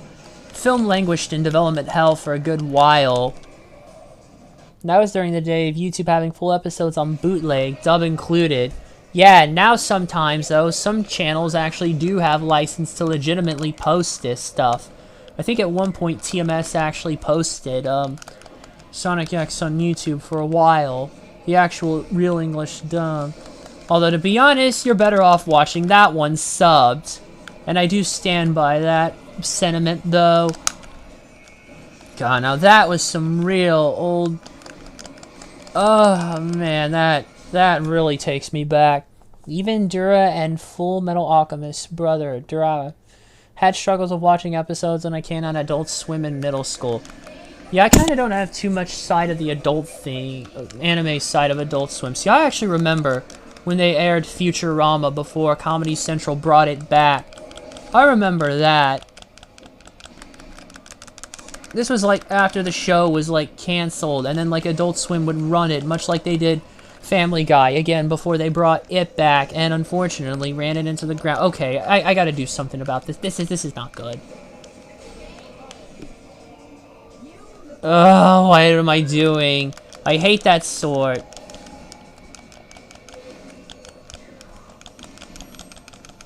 Stupid sword. And I think I know where I get that twin blade attack I like to pretend to do from sometimes. From here. And I'm just talking with you here, and I keep dying on this shit. I may have to actually knock the difficulty back down. Because this is not going the way I think. Family Guy is a hit and miss show now. More on the miss side, really. It's kind of a shame. But you can tell there's a clear difference between the episodes now and the episodes when. And sadly, it's joined that trifecta of shows that just should have ended way sooner, but just kept getting run into the ground for money's sake. Like The Simpsons, and like motherfucking SpongeBob. What an absolute shame. Oh god, I'm going down. Ah! Fucking Christ! Fuck this stupid boss. You see how I hate this? This is the worst, probably. Why do the bosses in DOA always get worse? I can't believe I liked that episode where Brian took mushrooms. Wow, there was so much. It's too much to catch up on. Like, there's just no point. I kind of want to... Okay, let's see if I can get him here. Got him! Everyone I knew in middle school talked about that episode. Yeah, I was kind of starting to get out of that phase even early on at this point. Getting into that older mindset.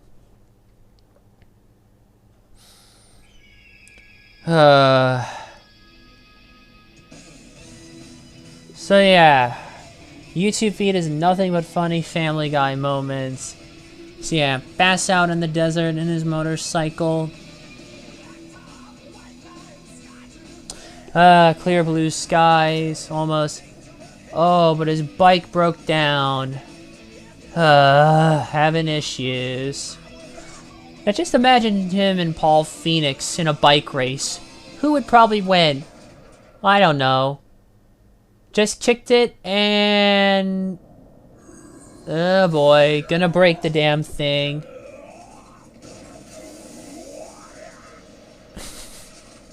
You can just...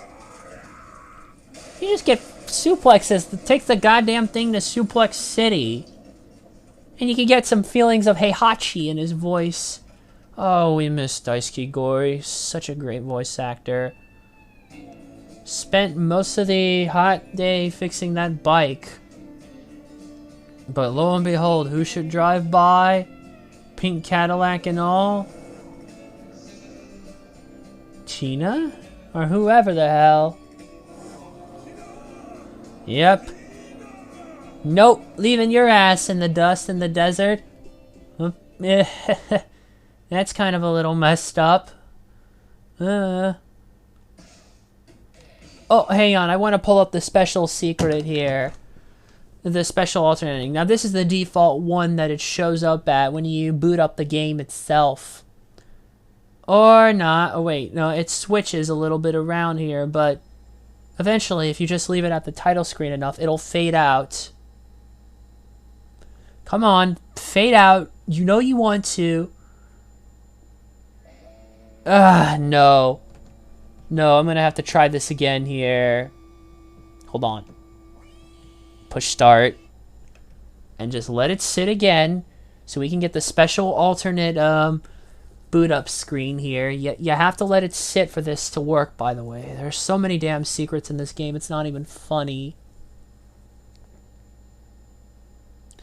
It flashes again and sometimes switches over here.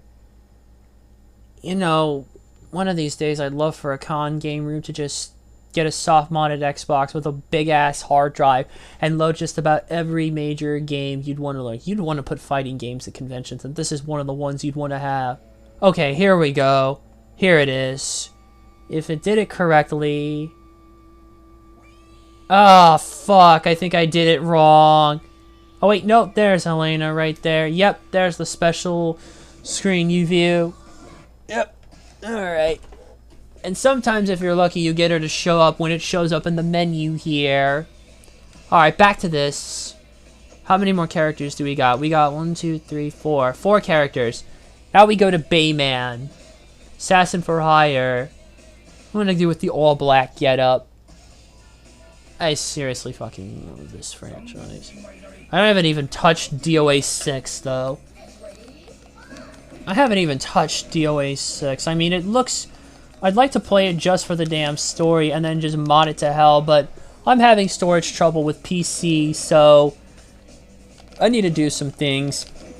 Actually, I need to get a new SSD, because the one I have is not doing me any good right now. I need to get a bigger one for more updates. Because, like, it's not working out so much. Prediction for the fight? Pain! Just like every fight. There's a lot of heavy grapple moves you can use from Bayman. Like that. Ugh, these grapple characters are something else. Now I can just tear through. You are not so tough. So you're one of Donovan's lapdogs. I think what actually... I can't even remember the full story for it because it's been so long. Oh, this... God, I love these environments. I always love that cool look of it. Like, they're almost like real locations. They almost feel like locations you could conceivably find in. I think, like... I wonder... I don't think Tekken 4 would have had major influence, though. If I remember, actually... Itagaki hated that fucking game, actually, because I think one of the ads for it actually mocked DOA, actually.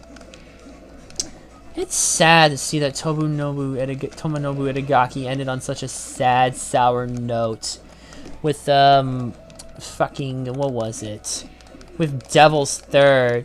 Though in a cruel twist of fate, it's probably one of the more valuable Wii U games out there. I'm man enough to admit this, but did you see Red Moa Tina Armstrong animation? That's some good DOA NSFW sauce. Not really. It's not. She's not kind of one of the ones I lean to be honest. At times, which I kind of do prefer doing more of the Japanese girls in the game, you know, because, well, you know, I just wonder.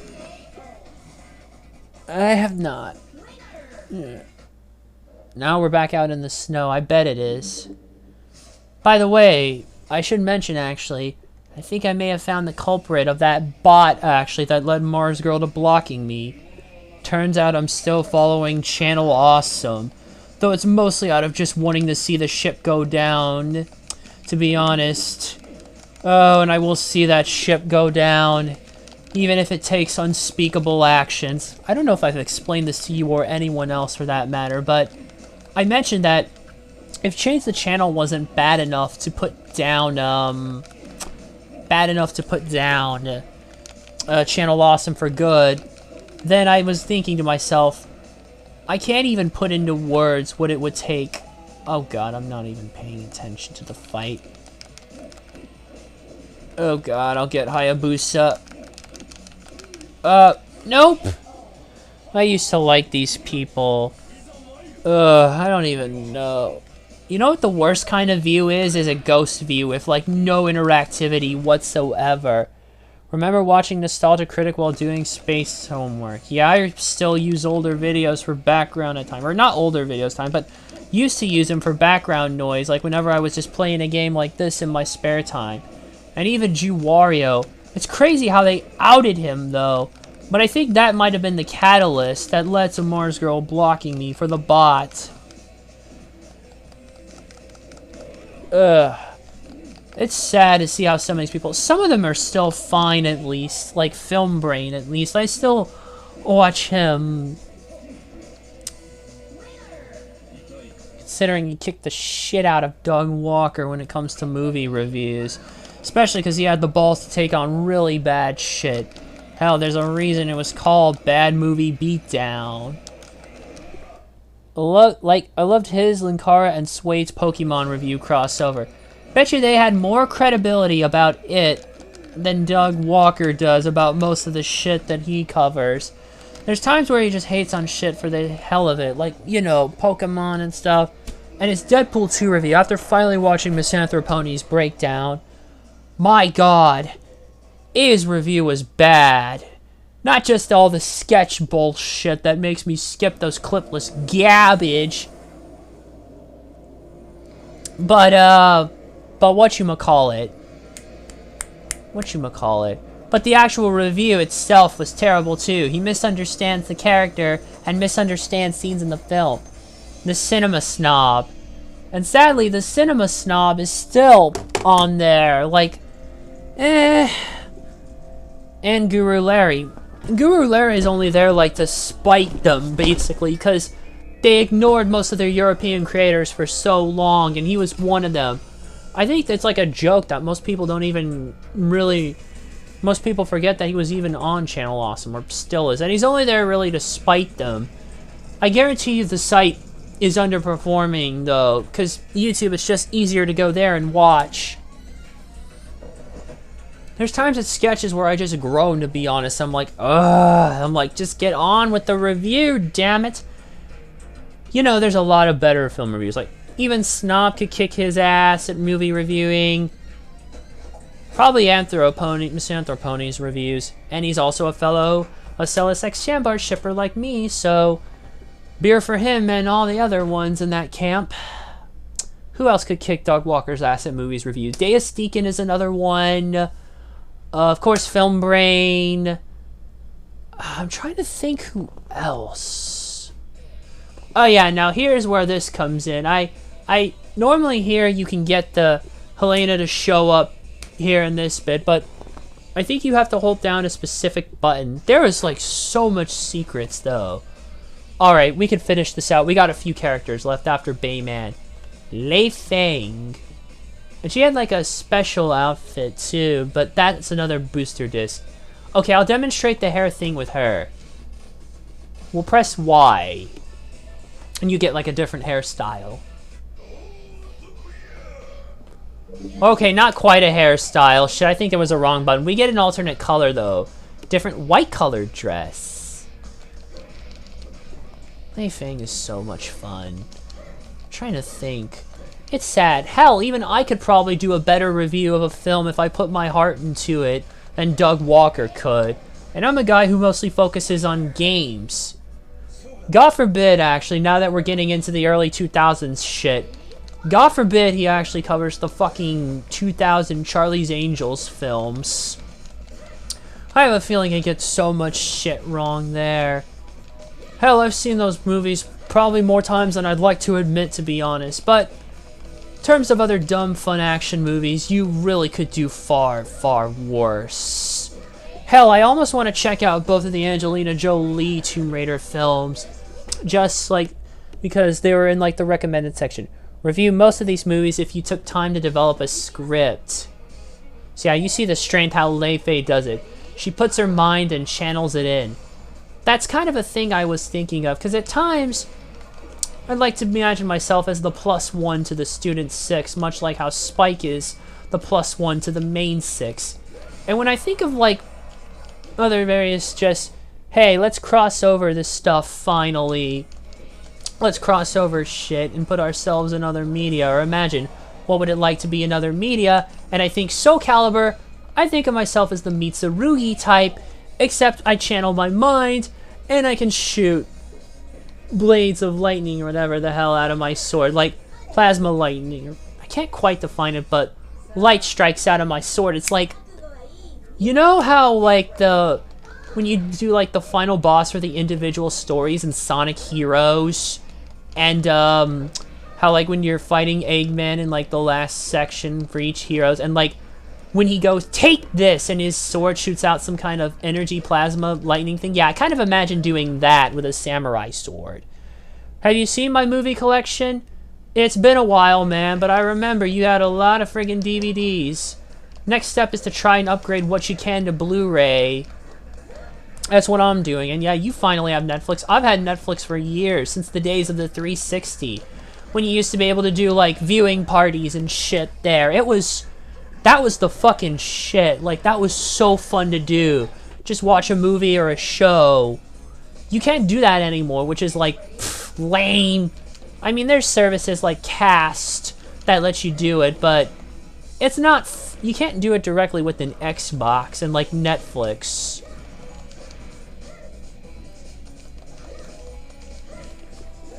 Yeah, by the way, man, I didn't get to own Netflix until my dad changed his boomer mind. No, like, technically, actually, my mom just barely qualifies within that boomer status because she was born in '64, but she didn't have that quite mindset, and it wasn't until I convinced it because all those watch parties. So yeah, now we can have Lei Fei and Jan Lee fight off here. And we've got other streaming services as well. Or at least some of them. Like, of course, Amazon Prime Video, but I haven't quite fooled around much with there.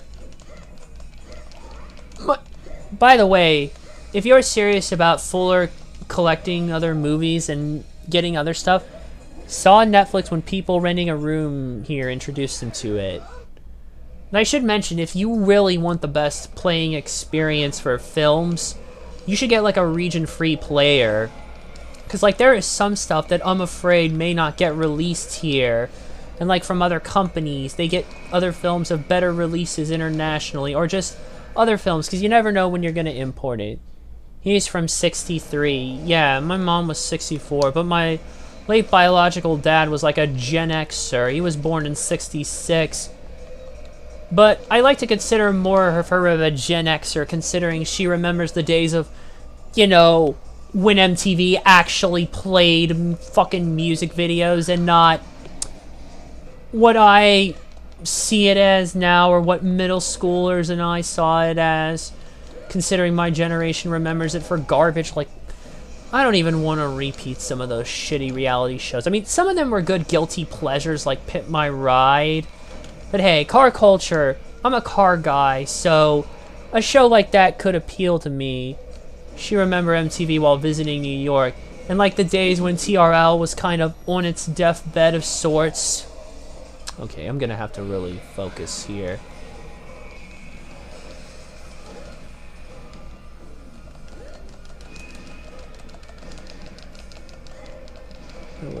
I tried.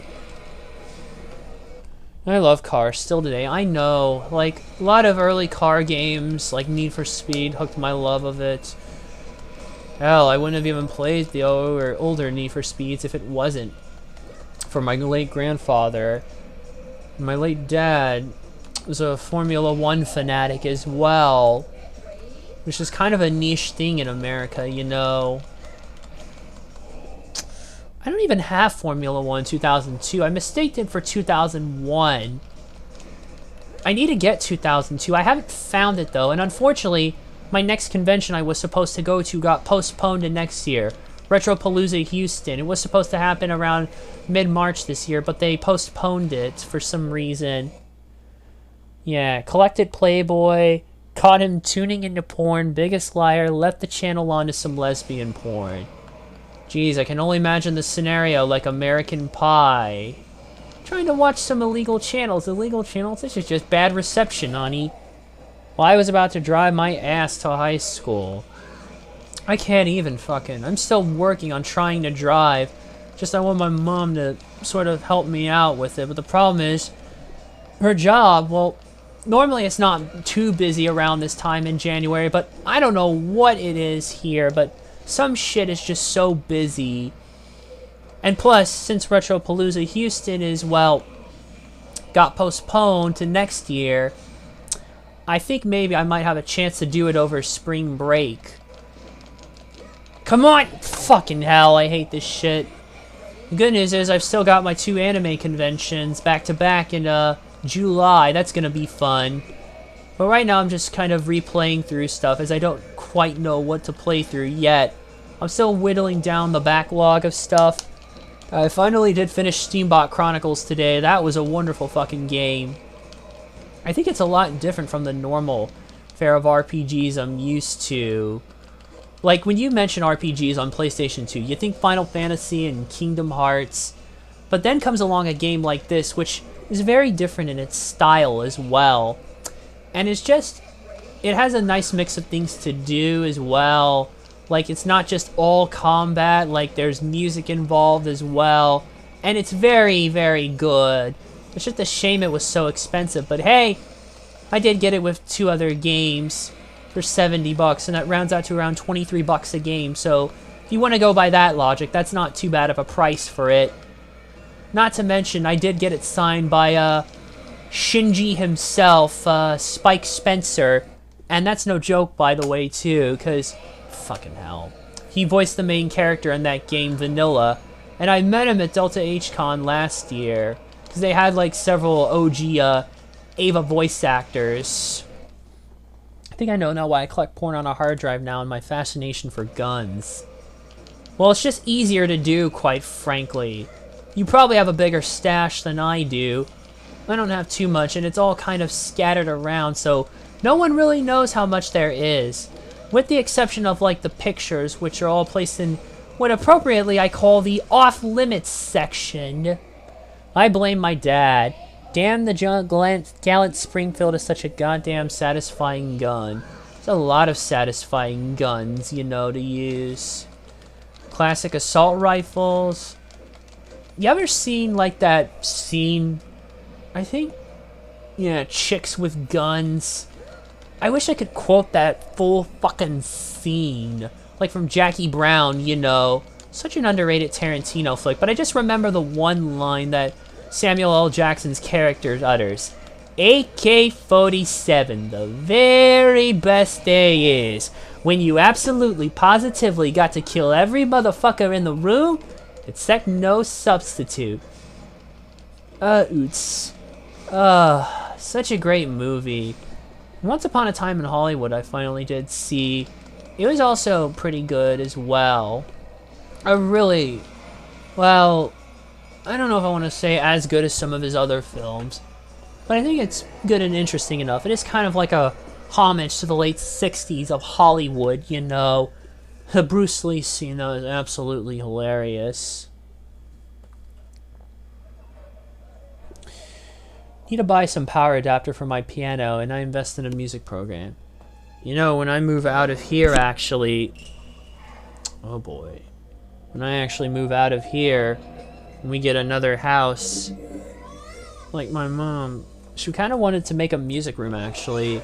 She actually did play several instruments at one point. Oh boy, more brawling action.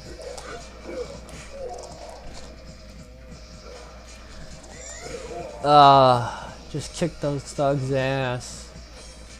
Oh, there's the one. And those are the same thugs from Jan Lee's ending. Except we actually get to see that motherfucker get his ass kicked, and he tries to use a knife. Tisk, tisk. Boop. Because fuck it. Oh god, early PS2 animations did not age well, XD. Yeah, you wish this came out on PS2, but no, Microsoft was lucky that they had this series as an exclusive for a good while. Some of it hasn't aged well, but I tell you, some of it has aged better than the CG and the goddamn Scorpion King. I mean, Mummy Returns. Like, seriously. Like, oh my god, just... that animation for the Scorpion King was terrible. And I like the Mummy Returns. Probably more than some people should. Like, I know that one has a more mixed rep, it's not as good as, like, the first, but I still enjoy it. Tomb of the Dragon Emperor, on the other hand, yeah, we don't talk about that piece of shit. That one that nuked it. And then, Alex Kurtzman's The Mummy with Tom Cruise, which was intended to, like, start a dark cinematic universe. Kind of, just flat out broke it, you know. I remember my dad actually sneaking my ass to see that movie. What, The Mummy Returns? I can't even remember. What, Mummy Returns was PG-13. Really? You probably would have been like... I know it would have been 3 going on 4 at the time, so yeah. I didn't see them until later, though. Shouldn't have had trouble, though. I mean... After, like, Shrek. Oh, I remember seeing Shrek in the theaters. That was, like, the first fucking movie I ever saw in theaters. Gotta... You know, it's funny, like, Helena's fighting style here kind of reminds me of Ling Xiaoyu from Tekken. Ironically, I got to sneak in seeing Shrek the Third. I saw that film in theaters, actually. Looking back, it's probably the weakest one of the bunch, but it probably does get a bit more hate than it honestly deserves. I actually used to have it on DVD, but I sold it off years ago. After seeing, like, Blockbuster Buster's review. Now I kind of want to get it back. Like, I only have Shrek 2 on DVD. I do have... the first Shrek on VHS. My dad wanted to see that too, ironically. Really? You know, there's rumors that they're gonna try and bring the series back, but I'm like, please, Forever After ended it on a better note. Just stop. Just leave well enough alone as is. Please. Same, I wish I had the first. I'm planning on upgrading them, like... Well, I should say actually buying Shrek 1 on Blu-ray for the first time, you know. I only have the second film. And the second probably... I thought this... I'm pretty sure I've seen all of them in the theaters. Oh, boy. Yeah, back to the game here. Like I mentioned, Helena's fighting style reminds me... Ling Xiaoyu here. And, you know, it kind of got me thinking. Say you took the humanizations, like, of the MLP characters that Raccoon Kun has done. Or you can use your favorite artist in this scenario. I just use Raccoon Kun because, well, I like his styles the best. And I kind of felt like, what if I was to humanize him and make a Tekken-like fighting game? Damn, did I tell you about the time I saw Shrek 2 in summer camp, except the only DVD they had was a really good bootleg? You know, I don't have any bootleg movies, but from the same guy who got me, a DOA 3 here, like, I ended up with a bootleg, or not quite a bootleg copy, but, like, a burnt copy of Revenge of the Sith, like, on the Xbox, that would only work... like on a soft modded Xbox. It wasn't until after I soft modded then I realized, yeah, burn copy. Had a good DVD menu that looked legit. Yeah, and the game itself worked fine. It's just the disc isn't in very good condition, but I did get a legit episode 3 as well. You know, I think I might actually stream that next, come to think of it. It was the image of a main character. Yeah, I remember bootleg. Yeah, I remember. You know what's funny? Silent Rob actually bought, like, before The Wizard was officially released on DVD, he bought, like, a burned copy of it. And he showed off in one of his older DVD collections. But it was burned in such a way to look legit. And then the Blu-ray release came out, which I'm pretty sure he has, but isn't very good. But to tell you the truth, we're now getting the Shout Factory Blu-ray release, which isn't coming out till March, and I'm thinking I might pre-order it, actually. Joe Mama. Oh, hi, it's Dean. And nothing like the actual menu I got. I imagine, at least if the quality is fine, it's kind of annoying how bootlegs go down, you know. Yeah, back to what I was saying earlier, though. Like, I take the humanizations, and then I take the characters, I take both the main 6 and the student 6, and then I think, whose fighting styles would go where, what? Boy, don't you do that best in the world shit. I will bust a cap in your ass if you don't chill out and stop. You know he's been off TV for a good while in good world. God forbid the true best in the world comes back at the Rumble. But yeah, I'll get into that in a moment. But like I was saying, you take the student 6, you take the main 6, and you think, what personalities would best reflect the fighting style? And you know what I'm thinking? I'm just thinking, okay, let's just get the characters from Tekken and their fighting style. Who would do what? And I think I've cracked it. I think I cracked the formula here. Hey, let me pull up the text file. Here it is, fighting game with human MLP characters. But let me get this battle done first, and then I'll reveal it. Oh, I hate fighting Omega. Oh, I can't out Justin Robert. How he always has to announce Omega with all those R's. Kind of like how Tony Chimmel used to do for Edge. The Rated R Superstar.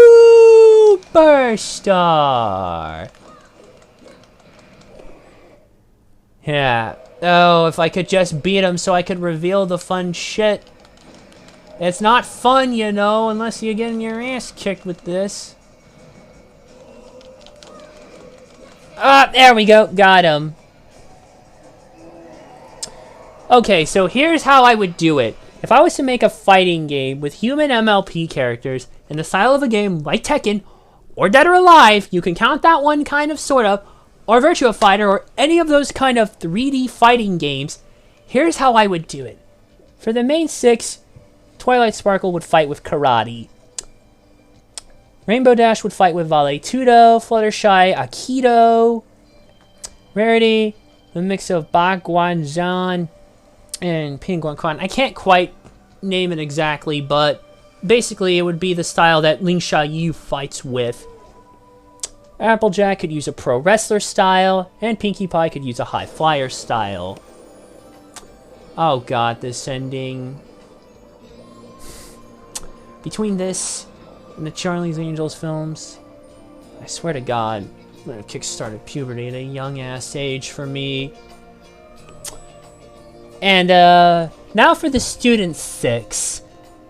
I think, when I'm okay, so the main 6 wasn't too tough, but when it came to the student 6, picking fighting styles, you have to think, I wonder whose adversary would fight with the right style. They would use a similar style.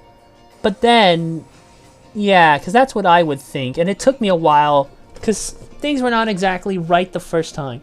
Dog King of the World! But when it came to that style, you had to think, who would just go work with best and then they would be the adversary? Not the other way around, you know what I mean? And I'll get to your comments in a moment here, but yeah.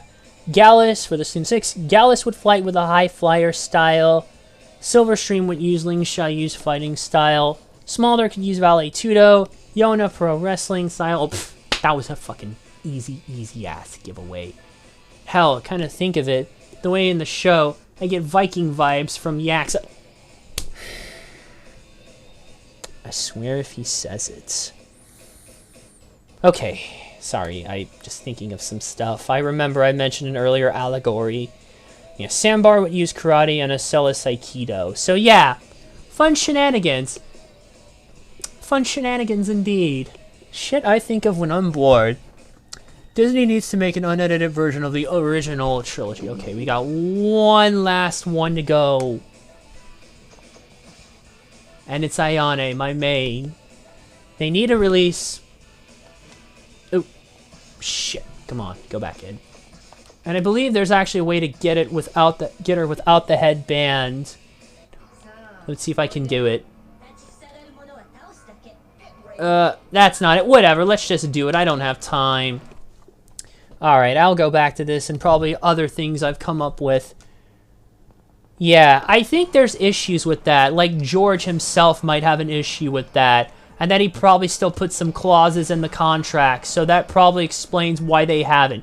Just get Harmy's these specialized editions. You can get them on any major torrent site. Well, save yourself the headache and you'll be happier for it. Just pick up an actual copy of it for like any fan edits. Just trust me. It happens. You kind of do need to own it in a way. That's why I eventually now can legally have the Kill Bill, the whole Bloody Affair fan edit, since I have both Kill Bill 1 and 2 on Blu-ray. Speaking of unedited dubs, 4Kids had a bunch of unreleased edited dubs. Oh god, what am I doing? I'm not thinking. Back when they used to collaborate with Funimation, yeah, they released Yu-Gi-Oh! Uncensored and uncut. They only released 3 unedited Yu-Gi-Oh! Dubs with the 4Kids voice actors.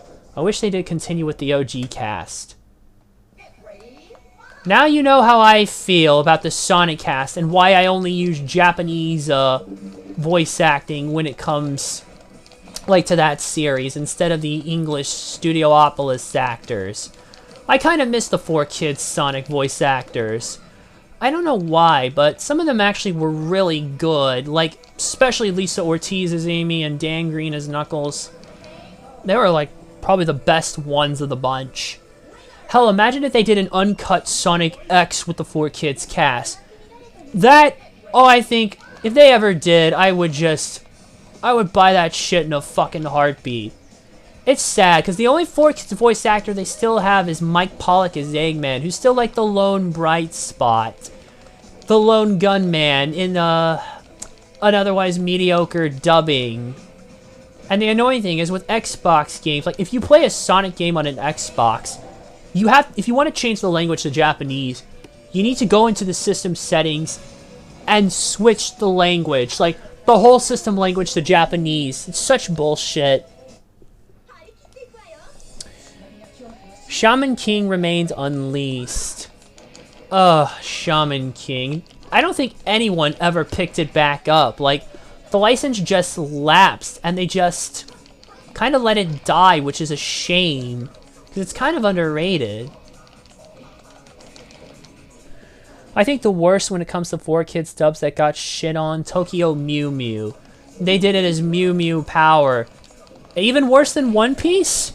Even worse than One Piece. Because 4Kids did not give a shit about One Piece. Like, I've read the history about it. Yes. Oh dear. Ugh. You just made me shudder. Good going, you. You really did it there. Good going, Mew. You really did it there. You just made me shudder.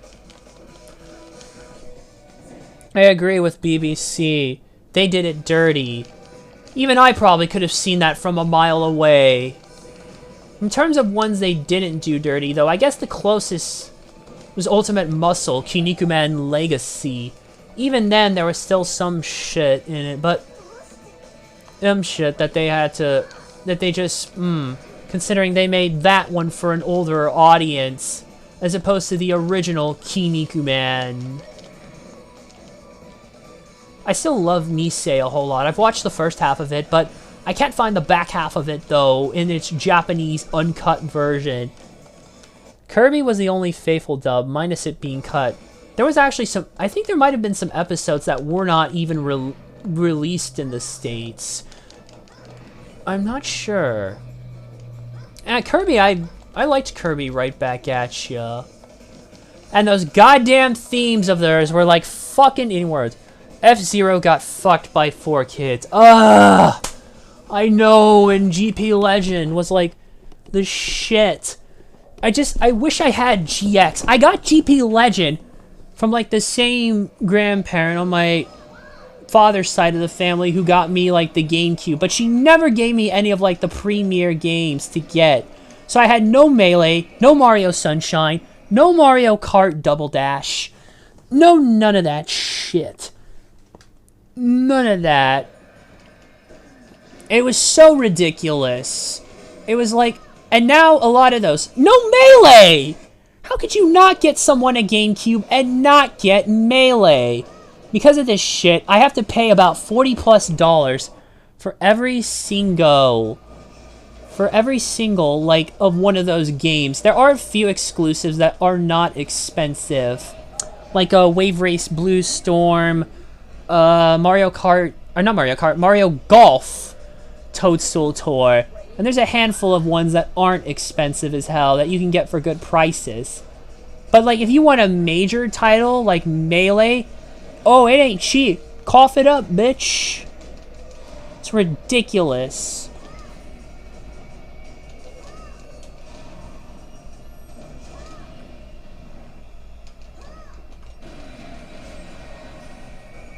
Okay, I can get him. Got him! They even messed up that fucking Falcon Punch meme. Remember that? I think I've blocked that from my memory for good reason. I know, look, I know Yu-Gi-Oh! GX is a bad dub. I've heard worse. But it's a good bad dub. Like the vein of Ghost Stories. Damn, I still had a crush on Alexis as a kid. Still do. I can tell. I can tell that, because you've sent me some stuff, or I've seen some stuff that you've shared of me, and like, my oh my. God, I remember he always censored the bathhouse scenes. 4 kids. Sad thing is, they were probably our introduction to anime at times. Because Adult Swim wasn't airing a whole lot when it first started. Mostly it was just Cowboy Bebop. By the way, I agree, yeah. By the way, chronologically, Ayane's the one who wins in the actual storyline for this. But they still managed to work DOA Extreme Beach Volleyball into the canon by having her walk away from the prize money. Just defeating genre was enough. Thus, Zack still gets the money, the whole events of DOA XBV happen, but then his island falls apart, and he just falls back to square one. If it wasn't for 4 Kids and Toonami, I would have never gotten to anime. Same. And Toonami, at least, they knew at least when not to go insane. Alright, gotta skip the credits. They used copyright songs. This is, yeah, back when they had used Aerosmith songs. And lo and behold, yeah.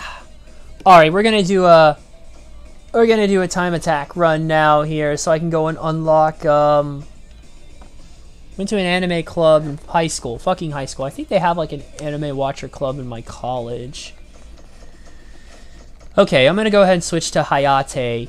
We're gonna place him here just so I can, we're gonna do time attack. We're doing time attack here. We just need to rank in and use the name Ein. Funny thing, actually, too, by the way, is if you'd, oh, there it is. Great. Lucky. Yeah, they have one there at my university. An anime watchers club. But I haven't really done too much, considering I haven't been following much. Like, I think I'd like to really just get back into, like, the 2003 Astro Boy anime. I'd like to get back into that one. I was watching it for a little while, but, fell out of it. I actually really liked it though. High school introduced into fucking metropolises. Don't care what Bennett the Sage says. That is a good movie. That is one I'm looking to get on Blu-ray. There's like a steelbook of it, but it's like from the swine over at Mill Creek, which is like Sony's budget label when it comes to like Blu-ray releases, you know, and movie releases in general. They'll put, and sadly the thing is they put out other stuff, or not just Sony, I think, because there's other ones. Yeah, greatest for that. They have it at Walmart. Well, do they have it like, well, you might have to look a little higher for the steelbook. I just buy most of my films off Amazon. I'll probably just see if I can get the steelbook at some point, but I need to get it. I'm looking to get more anime films in my collection, because all I have is like Steam Boy and Paprika. Like, G-Kids finally has the rights to Tokyo Godfathers. Not only are they re-releasing it in theaters with like a brand new restoration, but they're also dubbing the movie into English, like for the first time ever. Like, it was never dubbed into English before. It was never dubbed into English before. So like, yeah, that's the thing though. Even though it was never dubbed before, now they will. And like, it's gonna get released on home media hopefully at some point. Play Shout Factory. That way I don't have to import the Blu-ray of it like I had to do with Steam Boy. Because Umbrella Entertainment also released... Yeah, after getting into rewatching, finally getting into rewatching Outlaw Star, Aisha is definitely top tier cat girl. Cat girls. There's a whole damn good anime that BBC had a wall scroll for. Cat Planet Cuties. Alright. It sucks nobody saw it when Toonami re-aired it. I feel like there's all sorts of other shit I want to watch, but I just have my own media and my own games to work on. Truth be told, there's probably a whole load of other games I have categorized in my collection that I didn't even realize I did.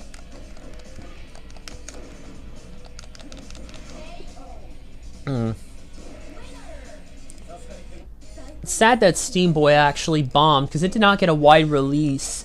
And the thing about it too is that it like was developed in hell for like 10 years. Oh, that show. Yeah, I never got to watch Cat Planet in middle school, minus seeing ads. Same, yeah, maybe I may later on. I've got other shit to do.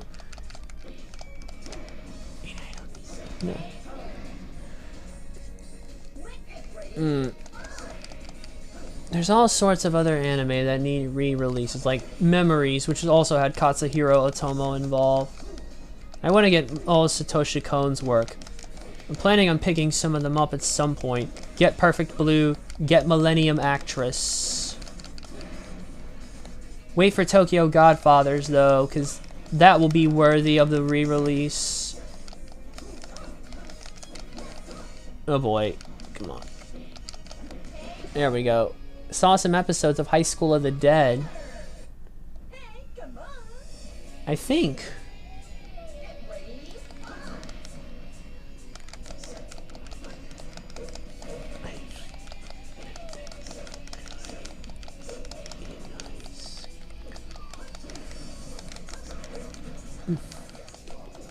You want to know who introduced me to Guilty Gear XRD? Brony Curious. Don't think I've quite heard of that person. Hey, wait a minute. Now that you mentioned High School of the Dead, excuse the wrong 1 second. I swear. Where is it? Characters. I think... You know, actually, I've met one of the voice actors from that fucking thing in my junior year in high school. I think that's also around the time I got into Guilty Gear as well, but maybe a little sooner than you. Shit. You know, it's funny you mentioned High School of the Dead, because a long time ago, I met one of the voice actors. Like, I was in a theater class, actually, throughout middle school. And actually, I met one of the voice actors from High School of the Dead. The guy who voices, like, the lead character. His name is, like, Loraldo Anzaldua. It's hard to pronounce, but he's done a lot of work with like ADV Films and Sephram Digital / Sentai Filmworks. He has an MFA in acting, like the University of Houston. So yeah, so he went to college around my stomping grounds, and he's actually done like some motion capture for like other games as well. Dang, anime came to you. Well, I mean, you live in the capital of anime dubs. Yeah. I just wasn't too into that one at the time, but he also did motion capture for some other games. Like, I know he did motion capture for the Chronicles of Riddick, Escape from Butcher Bay. That's what I probably really remembered from, because I played the shit out of that Butcher Bay demo. Because I still have my old DVD of Riddick, and I played the shit out of that Butcher Bay demo. Like, I really did. It out. Like, it wasn't until later when I actually played. What was it? It wasn't until later when I played the full game, when I just torrented the GOG version, and oh my god, that is like one of my favorite FPS games, like, ever. And I always there's always people who say, aren't they really all the same? No, I can list several that are very much different. Half-Life, No One Lives Forever, Deus Ex, The Chronicles of Riddick, Escape from Butcher Bay. And yeah, those are at least like the handful of ones I mentioned, because they're different enough with how they play out, like the stories and like how they are, because Riddick is more of a kind of a stealth-based one. Like, you use the shadows to your advantage. It also explains how Riddick gets his eye shine that allows him to like see in the dark. And that game is so good. I haven't played the sequel, Dark Athena, though. Got him. That is crazy that I didn't even realize that I met one of the actors. Or, he did, yeah. It was a couple times I met him, actually, when I was in junior high school.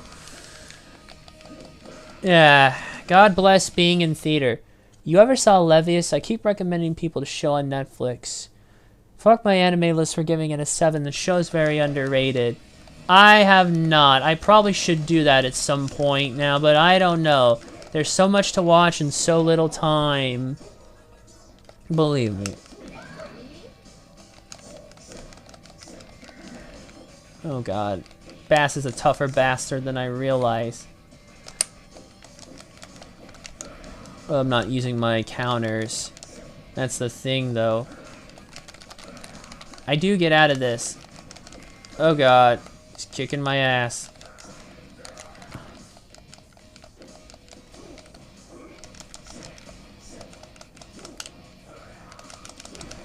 Okay, get back, get back, get back, get back. Fuck! Got him! Manga got you interested in picking up. Wow. This is it. I think this is the final battle here.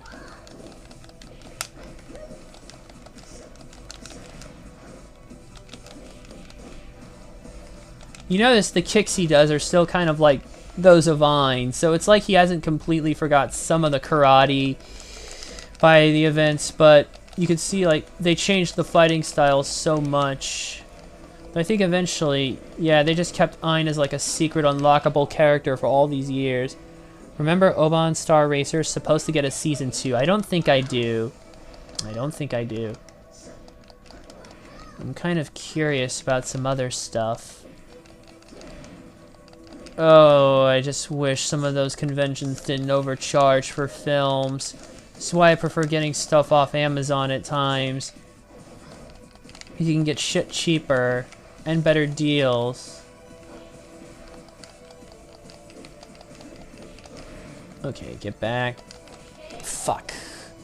Guy who made that show is living the weeaboo dream. Wow.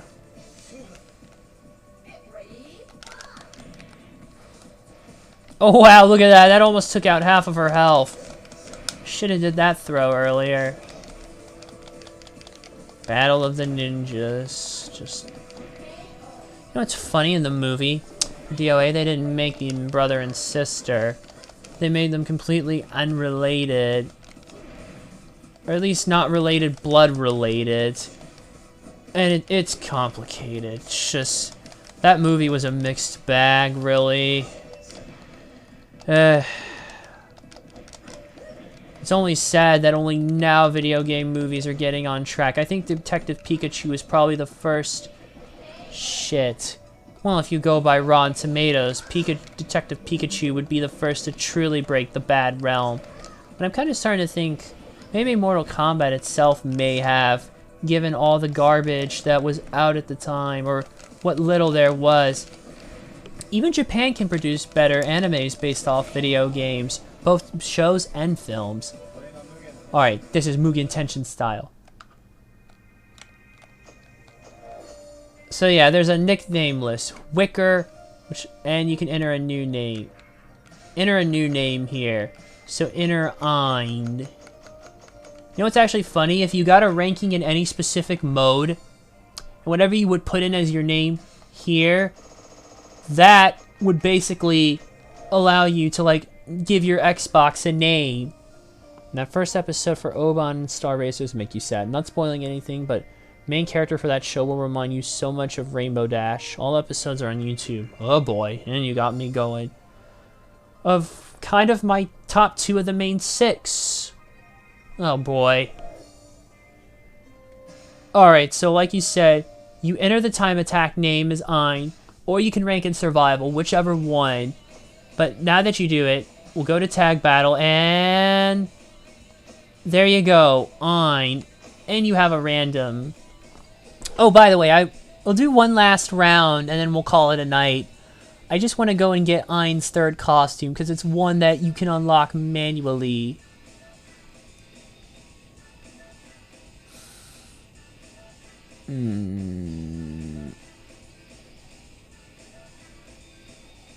Ein, okay, because there's a third one we can unlock.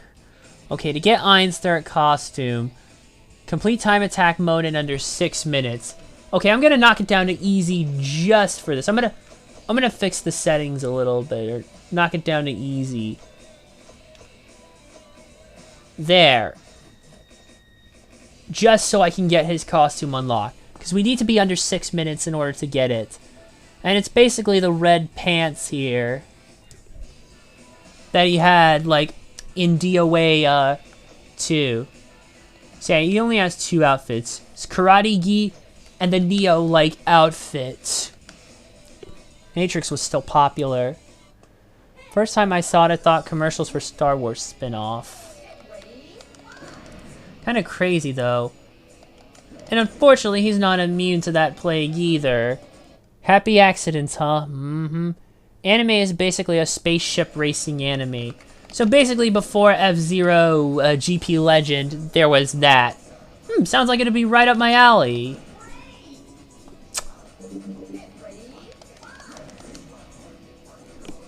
Really, I think it would be right up my alley. God, I really love this Matrix-like outfit, though. Although it was kind of a little different.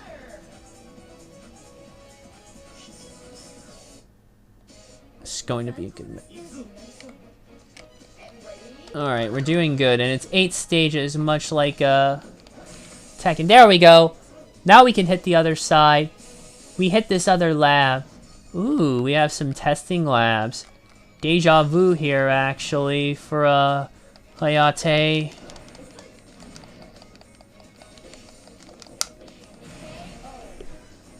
Digimon got super uncut in Spanish. Wow. Wait, I think... Is that the Kasumi clone? It is the Kasumi clone, actually. Because they wanted to, like... The thing in the storyline is Doatech. They were doing cloning experiments. But it's just this one, when they tried to clone Hayate, it failed. Of course, they successfully cloned Kasumi, and that's how we got Alpha 152 in DOA 4, and several other clones that would eventually come to follow in Phase 4 in Dead or Alive 5. So glad I understand Spanish, like every Digimon dub got uncut. Damn.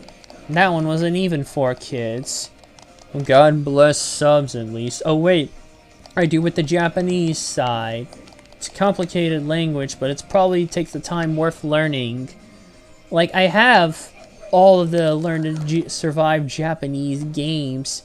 I just haven't had time to go through any of them, because they're more like educational software, almost, with the guise of a game, of your traditional JRPG. And if you know me, I kinda don't do too much turn-based RPGs. Did you listen to the Japanese Digimon Tamer sub? No, I have not. I haven't followed it in forever. And if you ask me, it feels like I should. Like, the opening is so good. A lot of Japanese anime openings triumph the English ones, by the way. I mean, oh, but damn 4Kids. All we get from them is fucking memes and shit. Oh, God. Who could forget? I'm not even gonna finish it. Damn, that final episode for Tamer's dub got me to cry as a kid. So many pieces of media. Actually, Digimon was dubbed by Saban. Yeah, you type Sabian, but I know what you're trying to say. Saban. Well, I know them. Well, I really remember. Well, I think they're most known for Power Rangers and shit. Oh god, cheat bitch. I thought I put it on easy. Yeah, that's not gonna do me well. In English, yeah.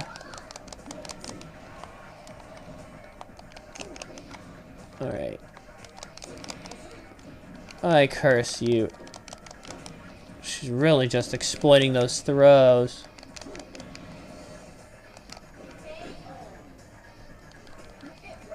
Gonna do a little overtime on this one.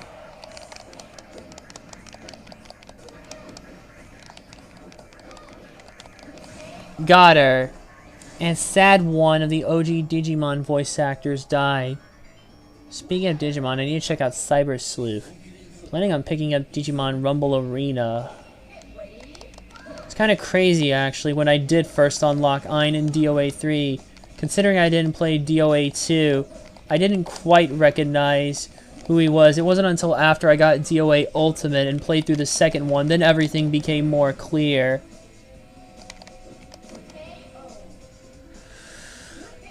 Alright, we're on stage 6. We're making good time.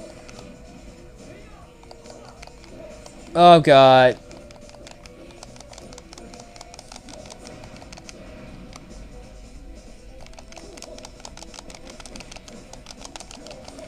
Oh god.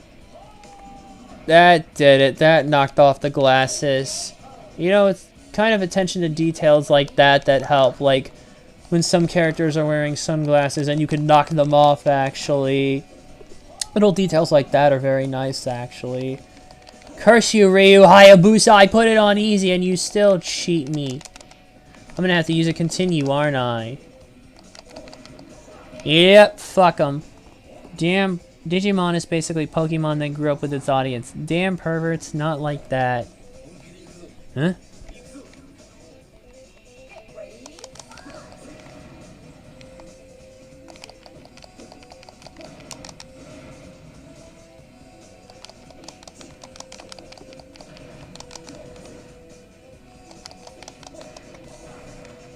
Oh boy.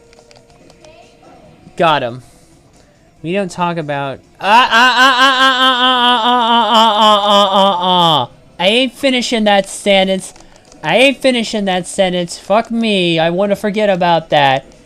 That movie was just a bad butchering cut of, like, the 3 movies.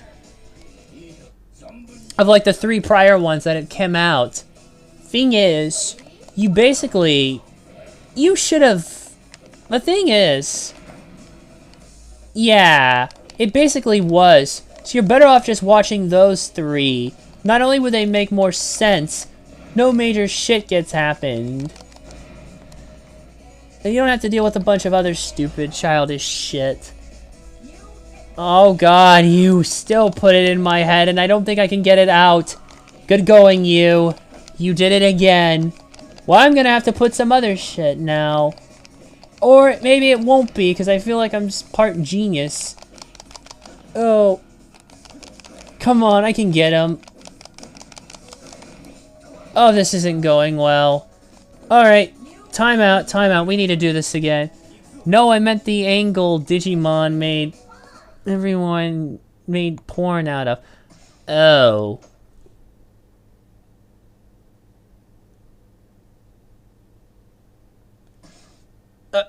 I need to redo this fight. I need to redo this fight here. The whole fucking thing. Okay, put it down to 1 round. I feel like even on easy, it's still kicking my ass. Angel. I must have fucking misread it. Whatever. Try this again.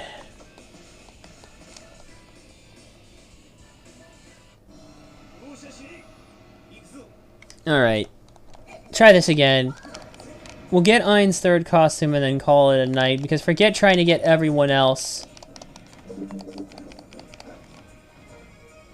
Oh, hey, I thought I put it down to 1 round. What happened?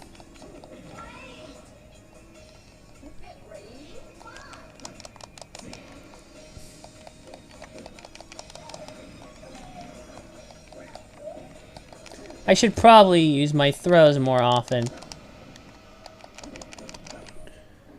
You mean what happened? You mean the show with the photorealistic people? That never happened. Yeah, that never happened. That never happened at all. What, created by the same person who made Pepper and? And I'm not even going to read that sentence there out loud, but let's just say there's a lot of things that if people made porn of, it would probably be in jail unless you actually went through the necessary steps. Because if you did, well then it's feasible. If you don't, it's not feasible. Sick bastards. And yet you wonder how some shit makes it into circulation.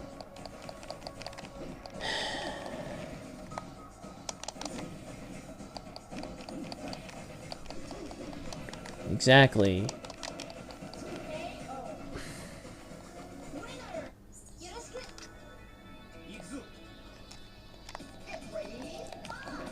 Oh, attacking their dirty cloning experiments. You pay attention, Neo? Or were you looking at that woman in the red dress? It's so crazy how the critic acts so high and mighty because of certain films and acts like his opinion is high regard when it really is worth much. It's just about every other person's opinion. This includes all those other famous critics. They all pretty much mean the same. They're just a thought. Oh, what am I doing? I'm not thinking. There we go. I meant Angel Woman. Right.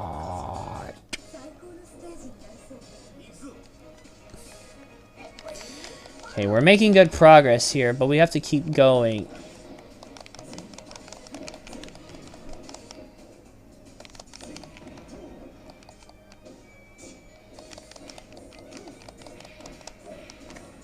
Alright.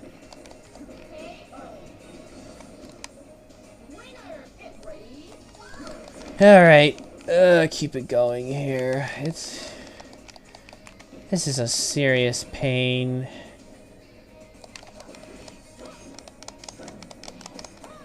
I feel like I need to start using my counters more. It's not like I haven't played with the character, but just pushing Y is not enough.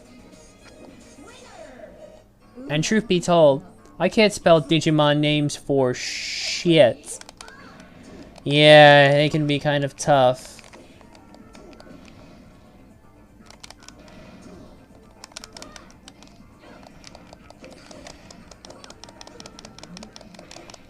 Oh god, fuck this. Shit, Christy was giving me trouble previously.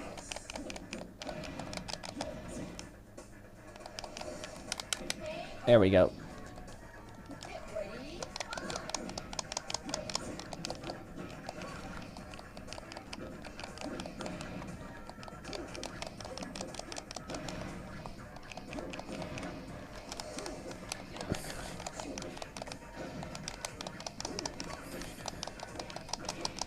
Oh boy. Why am I not?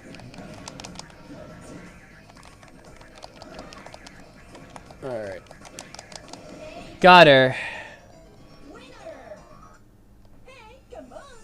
Even though it just says, hey, come on. She just says, hey, come on. The subtitle does not reflect it. Ah, this stage.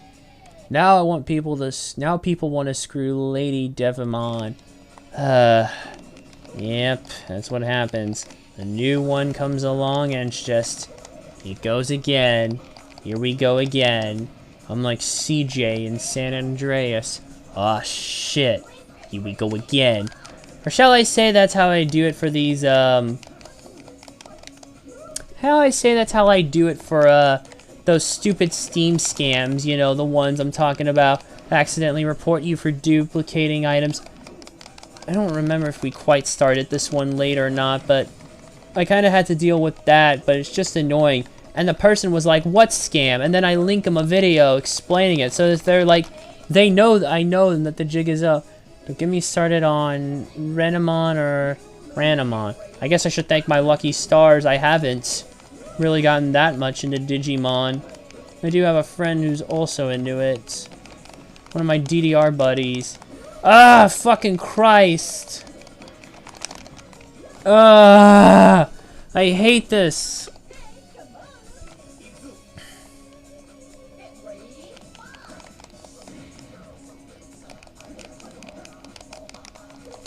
Oh god.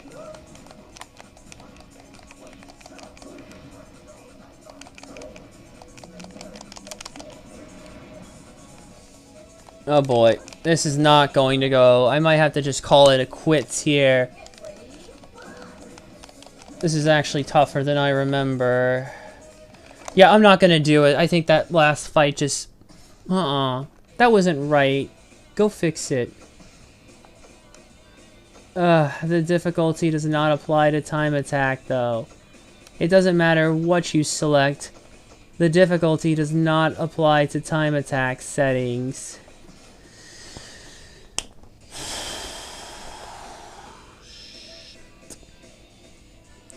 Remember getting Digimon perfume. Oh, perfume. And the cologne.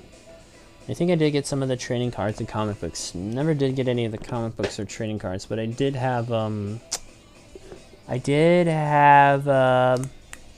kart racing game on Game Boy Advance. I always wanted to get a Digiscanner. Yeah, that was the shit. I actually had a Pokedex growing up. Look at this badassery. Every motherfucking ending. You know what, I might just have to try and call it quits and getting a third outfit for Ein. Truth be told, I think I've had enough. It's time to call it a night. Found some of the comic books at Dollar Store when I was a kid. Interesting. Oh, my legs are so tired. They're killing me. Need to close out of some shit. Hold on, because there's things I don't need anymore.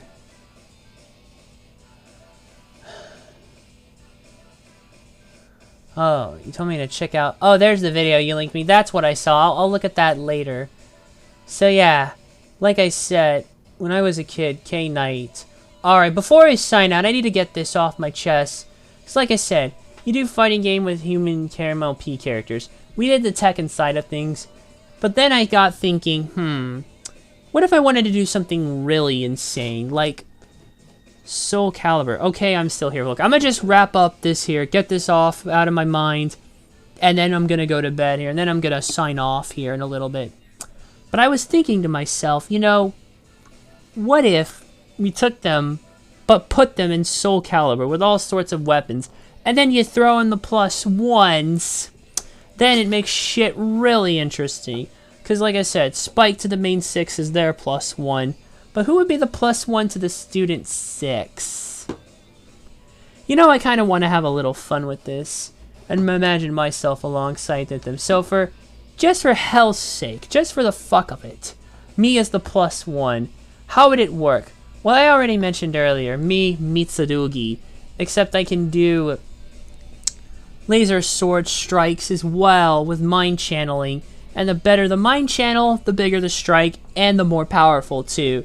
Let's just say it can break rocks like that. And then we get into the actual other fun stuff. Don't have this written down, but I have it in my head. Yeah, Gallus would use Maxie's style of nunchucks. Although later on with him... Oh, no. I'm not going to spoil that for you, because you haven't seen Season 9 yet. So, how do I word this? Formerly could use Maxie or Seafreak. Let's just say that. One of those two. Or Nightmare for the evil, possessed Siegfried, if we will. Silverstream, Xianghua. Smolder, actually, in the event that eventually Gallus adopts Siegfried's style, big sword and everything, Smolder would then adapt Maxie's style. Yona, something like rock. I imagine that axe just fits perfectly if you were to humanize the axe and they were to be like Vikings. Like, you need those big cool battle axes that you'd hold with two hands and you could swing around like a beast. Sambar, use a Kilix style. And Ocellus, I think Sophidia. Well, slash Cassandra, and considering they kind of introduced her to replace Sophidia in Soul Calibur 2. Alright, that's enough now. I've got enough. I'm all fighting out, quite frankly. I've played enough crazy shenanigans. And, alright, yeah, I'm gonna go ahead and wrap this up. I need to get that off my mind as well. Anyways, so, boy, that was fun replaying a game. And I mentioned episode 3. Maybe I should go back and replay that at some point.